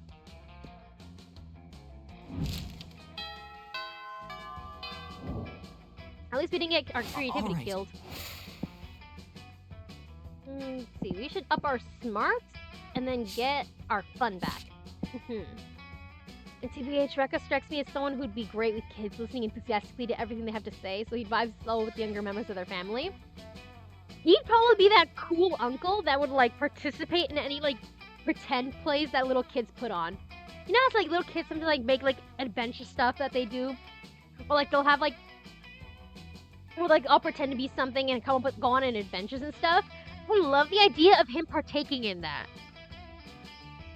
Or, like, even, like, offering to, like, help direct them in their little adventures. Basically be, like, the equivalent of, like, their DM. They'll be, like, playing, and he'll just throw out, like, oh yes, we have encountered this monster. What do? Alas, storm approaches. And overall, he has a blast of the kids just playing pretend. It sounds like he freaking... That sounds so freaking cute. I have to get my smarts back. Smarts and fun. That day, the teacher is just tired of teaching, so she recurs to the classic technique of not giving a shit and putting on some kind of historical TV show for you to watch. What you don't expect is that it's super effective. God bless the golden era of television. The TV show is compelling thanks to the ridiculous amount of nudity and bloodshed, but at the same time, you actually learn a lot about history. You gain +2 smarts. Yeah. Another day of class, another seemingly arbitrary group project given by Miss Loch Ness Monster. The Loch Ness? Upgrade Calculaster? What is every other group doing for this assignment? He's our only Robo classmate. Yeah, besides, Calculaster is absolutely perfect as he is. Error! Factual inaccuracy. I have multiple bugs. Having bugs doesn't make you any less effective. Swarms of flesh-eating beetles often follow my dreadful wake. I'm still crazy hot. I too sometimes become crazy hot. It is called overheating, and is yet another problem with my physical form. What was that? Just let me improve your smell of stadium and mechanical mortal. I mean... Hooray! Body positivity!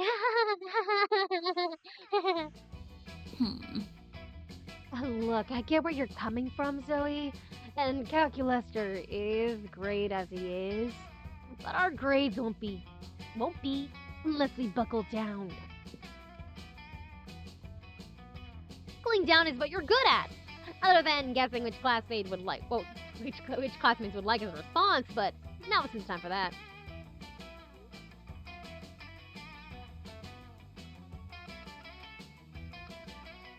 We should prove him as an individual by proving the only stats that matter in life: smarts, charm, creativity, boldness, and fun. We have to rename him Calculaster X, triple his price, and offer him the shiny new colors and a bigger screen. I like this one. Hard pass. No! Okay, first, you have to change Cal's name. That's easy, right? Names are an organic fixation. I have no attachment to my own. Resetting name field to Calculaster X. Great! Now for my favorite part. Tripling the price. Error. Null pointer exception. Variable price not found. Ugh. Are you trying to tell me you don't have a price? It appears so. I'm sorry, friend Vera. No, that's not possible. Everybody has a price. Everybody! Calm down, Vera. Is she trying to sell Calculaster? Right, Carabas? You vehemently deny any intention to sell your friend Calculaster. Erebus's words say no, but this pamphlet entitled How to Sell Your Robotic Friends for Profit and Profit, which just fell out of their pocket, says yes. When did that happen? Would you? I don't want to sell Calculaster either, but the fact that he has no price destroyed my entire worldview. For about 2 minutes. I'm okay now. My cynicism is unbeatable. Mediocre. You, though, Erebus, are eminently beatable, as my gang of henchmen will soon prove. Shame on you. They say every cloud has a silver lining, but what that's saying is about the clouds. What's happening right now is that you're getting beaten with shovels. Very different. You lose -2 fun and 1 boldness. Dang. We have to restore our fun. I messed up. I keep fumbling him at the Alright. close to the finish line. Ew. When you arrive at Scott and Calculator's table, Scott isn't there. Comes back when you sit down, clearly delighted. Oh man, everybody's butts smell great today. It's like a bouquet of butts, a butt K. What the fuck? Oh yeah, you're a dog. You're fine. And look at this. Hairbus is here too. Hairbus! I bet you also have a butt for me to sniff. No, I do not! Stay away! Scott, I advise you to terminate your current course of action. What? Translating previous utterance into Scott-readable format. One moment, please. Scott, smelling butts is bad. But how can smelling butts be bad when smelling butts is good? I know you're a dog, but bro. It is not good. It is bad. See also uncouth, invasive, and totally nasty.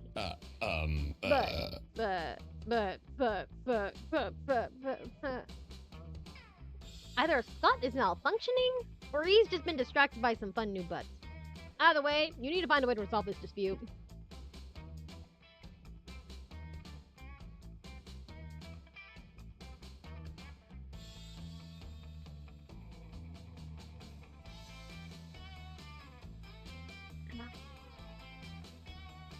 Calculester is right. You need to be polite and respect people's privacy. Touchdown! Go! Oh, I already have one of those! Scott hands you a piece of purple construction paper. On it he's written, "Can I smell your butt, yes or no?" Ah! Why is he prepared? That is not a legally sound document. Allow me to assist. Calculester prints out 500 copies of a very official-looking bureaucratic form and hands them to Scott. Clearly put some thought into this.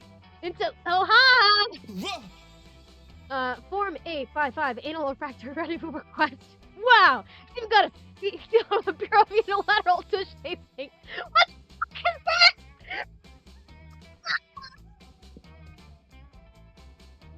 Do you see now, friend Scott? Bureaucracy can be fun. You gave him an actual form to allow to request for him to request people to let him sniff their butts. Okay, oh, okay. Yeah, I'm gonna go pass these out to everybody. It's spot gone. Calculator prints out a single copy of a different form and hands it to you. It's form LIU 6969, Romance Escalation Consent Request. Nice. Hey, yo! You forgive me for the school incident? Do you forgive me? I guess you do. Alright. We need to up our fun. We need to get up over 10. Let's go. A rave. You spot Juan, the small magical Latino cat, who seems a bit sad. Juan! No! Tell me your troubles, my brother. He explains to you that he's worried people are so used to calling him Juan, the small magical Latino cat, that now everyone defines him by only his size, magicality, ethnicity, and species. He is more than that. You correct him. You don't see him as such a simplistic term and convenient definition. It's just that there are 23 other different Juans in the school, so adding that to his name is quite necessary. I feel this in my soul. Except it wasn't multiple Juans that I knew. I forgot what year it was, but there was like 5 different boys named Jacob at my school at some point, and it was insane. And the worst part was like 2 of them shared a last name.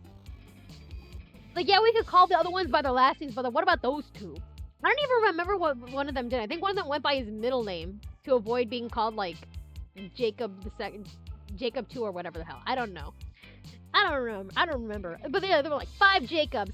3 of them went by their last names. 2 of them, they had their whole little relationship arrangement and everything to like figure out how they were going to be named. I feel this in my soul. You tell him you'll never forget about him and the crazy adventures you both lived together in Monster Prom's prequel, Monster Middle School. I want to see this prequel. If only so I can be friends with Juan, the magical Latino cat. You have a great time remembering those crazy stories. You get +2 fun. And here, you spot Calculator tending to one of his little plants.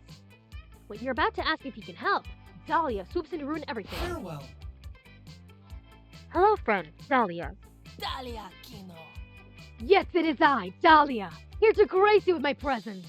What are you doing, killing machine? I am watering my newest plant, Stevia Wonder. Aww, I love Stevie Wonder. My family and I have this weird little ritual that we do. If we're like on a car drive or somewhere or like listening to music and the song, oh god, what's it? I Just Called to Say I Love You.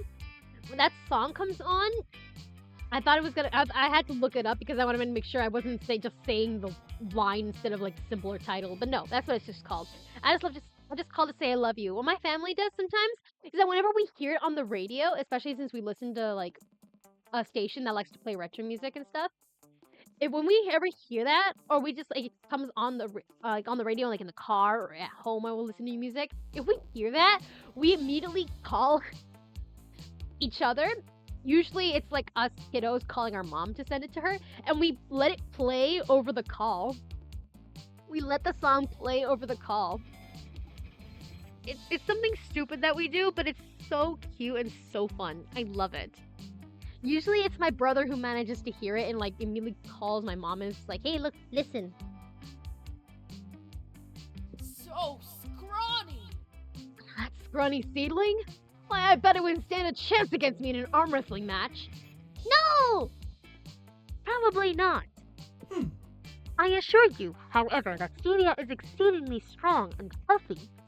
I have conducted exhaustive internet research and taken every recommended precaution. Ha!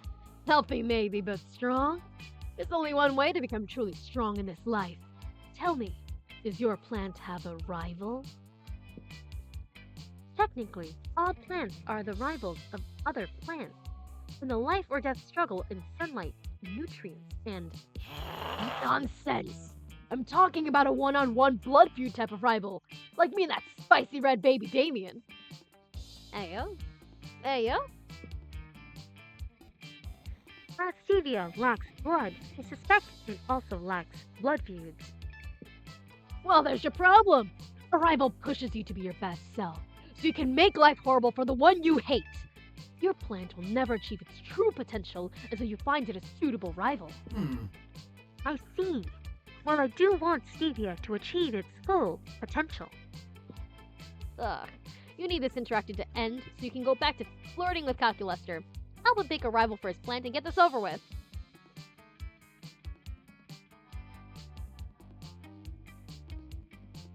Huh.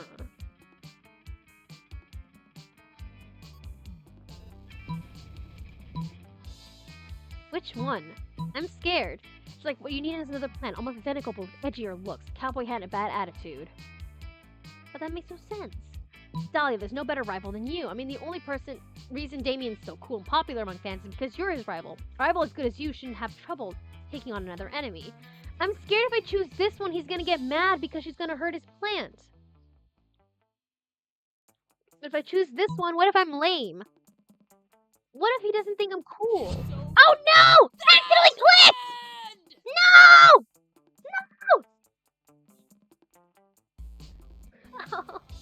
I'll have to restore my fun in a little bit then. That is the best idea I've ever heard. Other than all my ideas, of course. But where can I locate such a rival? Helpful friend that you are, you attempt to create the plant on the spot by blowing cigarette smoke on a bundle of leaves and sticks. It doesn't work. Air quality at 68%, unfailing.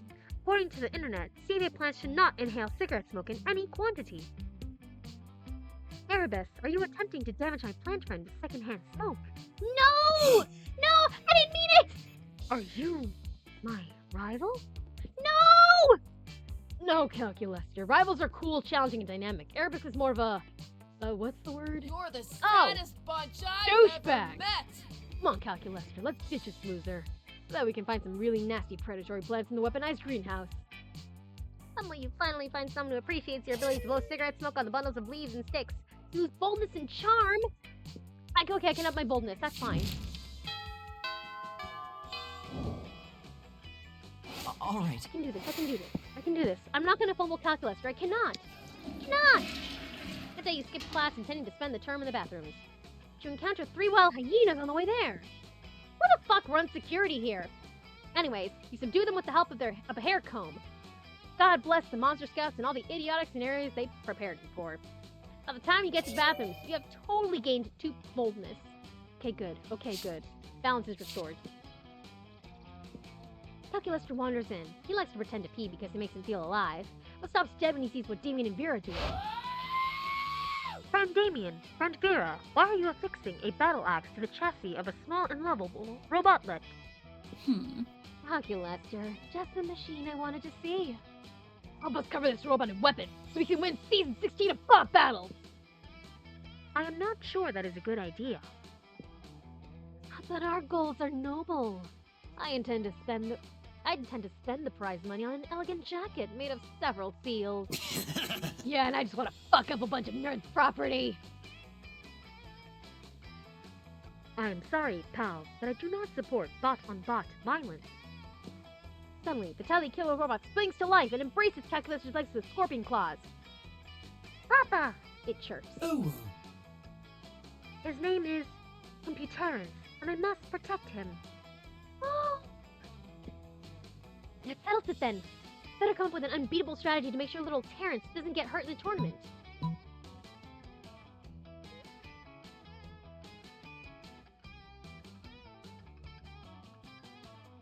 Uploads subversive propaganda with the other robot CPUs. While they're busy revolting against monster kind, Terrence can destroy them all unopposed. But he doesn't approve of bot-on-bot violence. And disguises him as a human, so he's protected by the law of robotics. I am happy. Yes! That's good! What a brilliant plan.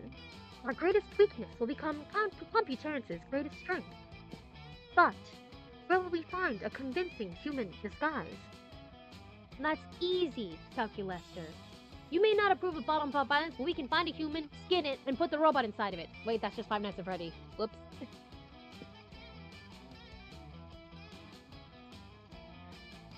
Good question. I'd help, but all the human skins I've got are too big. See, you get it, Damien. You get it. Don't worry. I have a wide array of small and extra small human skins to choose from. Vera, what the hell? Wow! You're going to hell, Vera. Dare you? I am a legitimate businesswoman. No, I mean I'm inviting you over to my house so you can show me how you got so many baby skins. That rules! We played matchmaker with 2 of the worst people ever? I have no further questions. I mean, at least we saved Computerance. You do, but it's probably wiser not to ask them. So you gain +2 creativity and +1 smarts.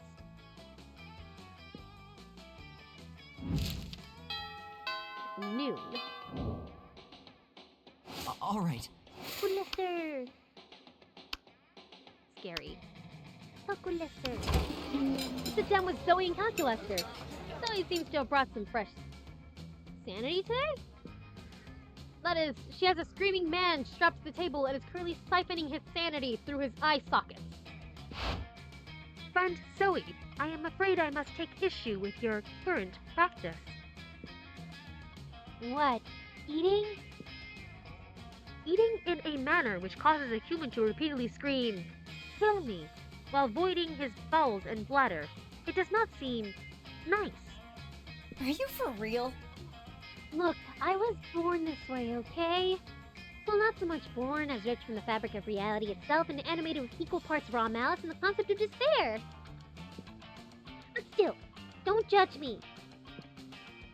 I do not possess the necessary firmware to judge you, Zoe. I do, however, wish that you would find another way to attain sustenance.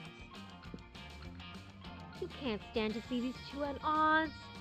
Maybe you could convince Zoe to change her ways. Or convince Calculus that they don't need changing.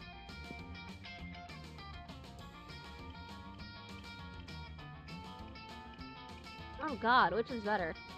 Zoe, why don't you eat this vegan brownie I brought instead? It's probably way tastier than that guy's sanity.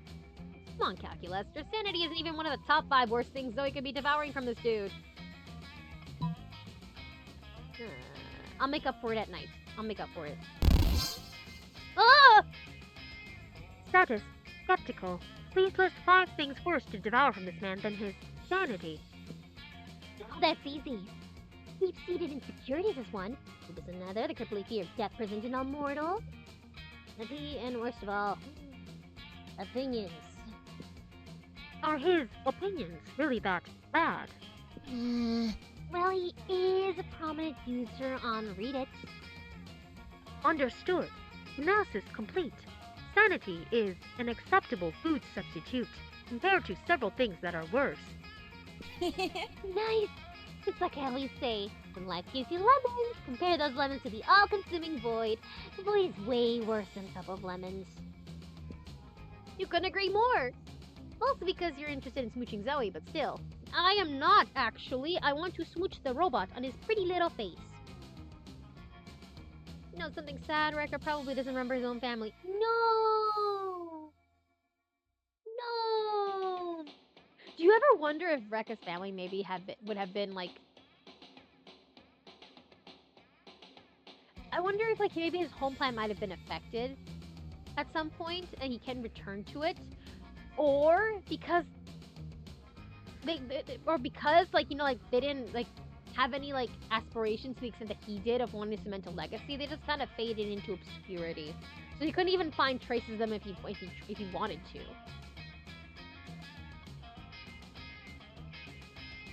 There's like no memory left of them.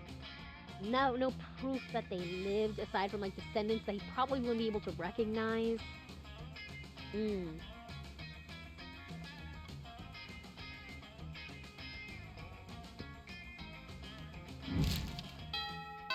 Okay, evening. All right. I want to up my charm. Right? But I also want to up my boldness. Just some charm. That day, an epic dodgeball game takes place. Everything seems lost, but you deliver an inspirational speech that fuels your team's spirit, leading to a spectacular comeback. You clearly are a natural-born leader. Thank you. Game plus 2 charm. Excellent. Now, let me see if I can get an option that gives me boldness. A few minutes later, Calculator approaches you. You can tell he's nervous because his fans are running at maximum speed. Oh, it's happening! Oh, it's happening! Oh my god! Oh my god! Okay, calm. Oh. Hello, friend. Erebus. My calculations indicate that I possess greater than average amorous feelings in relation to you. I'm gonna fumble him so bad. I am considering upgrading our relationship to more than friends. However, quantitative analysis of the relevant data pool indicates a disturbing trend. If potential love interests cannot get along with their partner's parents, relationship success probability drops to 0.006%. I have what you organics call a good relationship with the library computers that function as my parental units. I would like you to meet them and receive their blessing. Since you are such a kind, upstanding individual, there should not be an issue. Oh no. Oh fuck. None of those adjectives accurately describe you. Marky would be horny and horny. Well, it looks like you got a concoct a brilliant plan to woo Calculus's parents. As if I didn't rewrite the personality of one of them.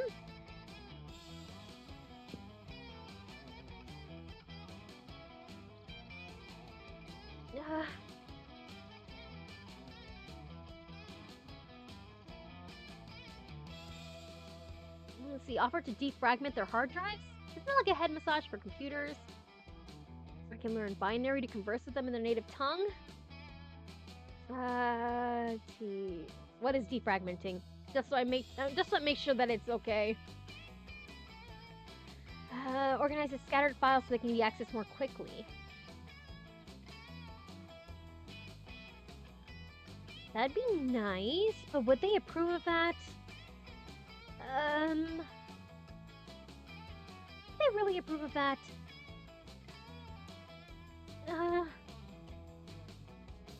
but if I learn binary, there's so much of a chance that I could mess up.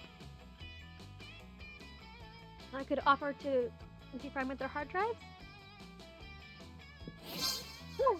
Yes! As soon as you arrive in the library, you ask Calculus' parents if they want you to get defragged. They enthusiastically agree. My God! Oh, that was so nerve-wracking. You carefully back up all their memories, then start defragging process. It takes a few hours to complete, which gives you and Calculus time to go get smoothies. Calculus just sort of pours his own on his chest because he has no mouth. When you return to the library... Goodness, it seems my parents were long overdue for a defragmentation. My analysis shows they are now 37% less casually racist.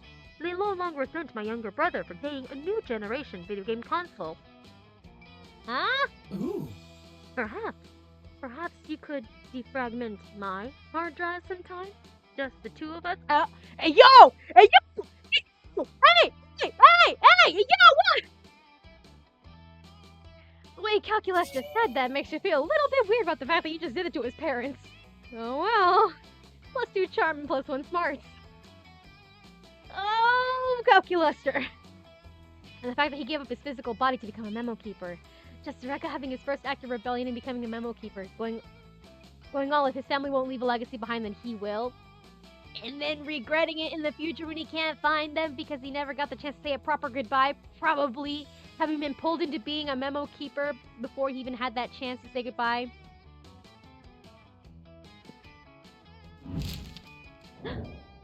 Oh, Calculuster? Oh.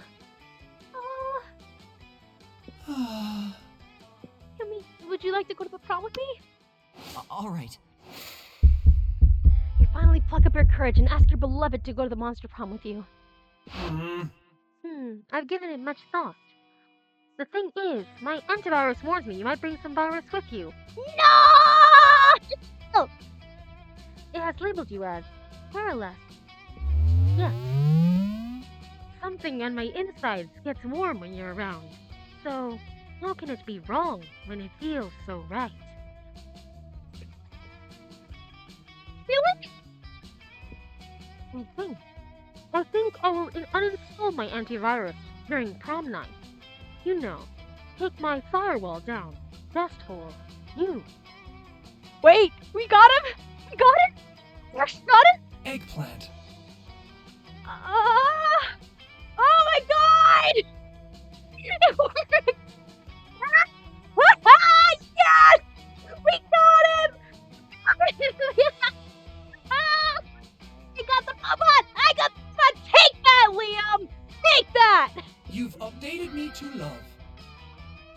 Prom night was dreamy.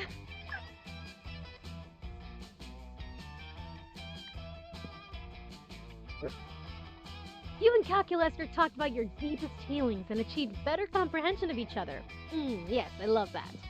Oh my God, my little guy gets a little hat. That's adorable. At 4 a.m., Calculaster had to stop for a bit as his software required an update. The update fixed many bugs and included new features like a tested and stronger love for you. Yeah! We didn't fumble, boys. We won. We won this. Let's go!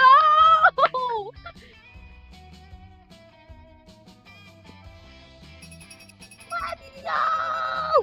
I'm the best of secret handshakes, and what the hell is that, Calculaster? What does that mean? Okay, I need to figure this out. What do you mean? What do you mean?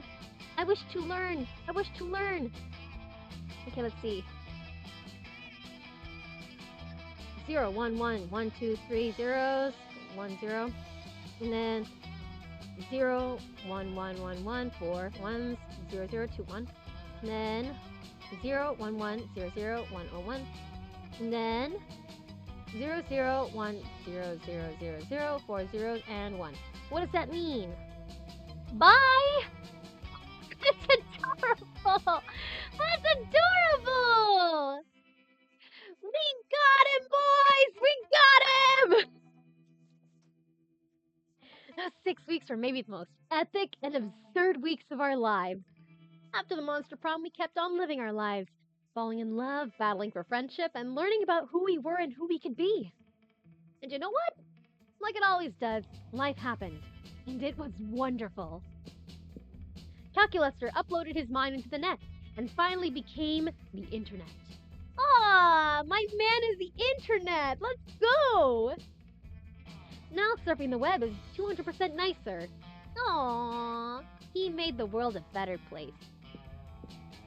Damien became an interior designer specializing in torture machines. Ah! Last month, Vogue magazine called his products the refined marriage between macabre and chic. Scott became an athlete. Not so long ago, he won a prestigious national award for being the best at doing sports. For those 6 weeks, the Monster Prom seemed larger than life. And then it was gone, just like that. The battle for Monster Prom may have ended then. There are plenty of battles left in that war called youth.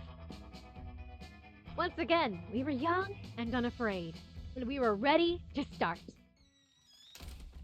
Hey, let's go! Let's go! I am so happy we managed to pull. Oh, poor Damien. Oh my God, poor freaking Liam. Poor Liam. That looks like Alien Prince. Oh my God.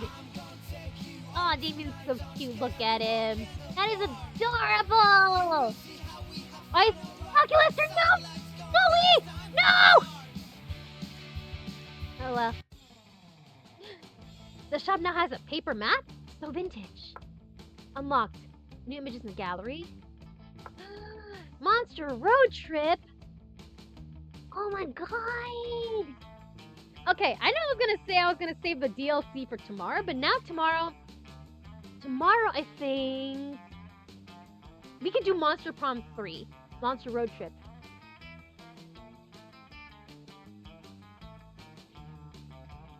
Yeah, we can do Monster Road Trip tomorrow, maybe. I think so, yeah. What is the cast in Monster Road Trip? Monster Road Trip characters. Let's see. Who are the playable characters in Monster Road Trip? Let's see. Zoe, there's me, Glitch?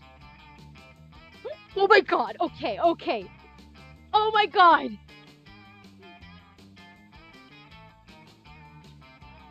Oh my God! You will not believe who's in Monster Road Trip! I need to find it. I need. Oh my God!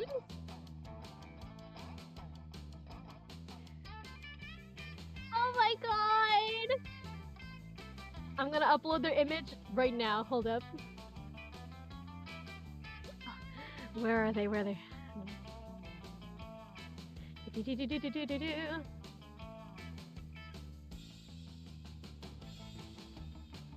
That's Monster Camp. I want Monster Road Trip. Give me the cast for Monster Road Trip. I need to show them.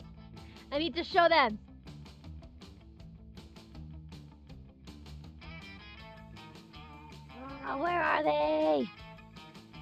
I can't find like a collective photo of all the cast to that one. You know what? It's fine. I can show the one I'm most interested in. You're gonna love this one, Spooky Mimikyu. I know you're gonna love this one. Really? When did I do that? When did I name something that?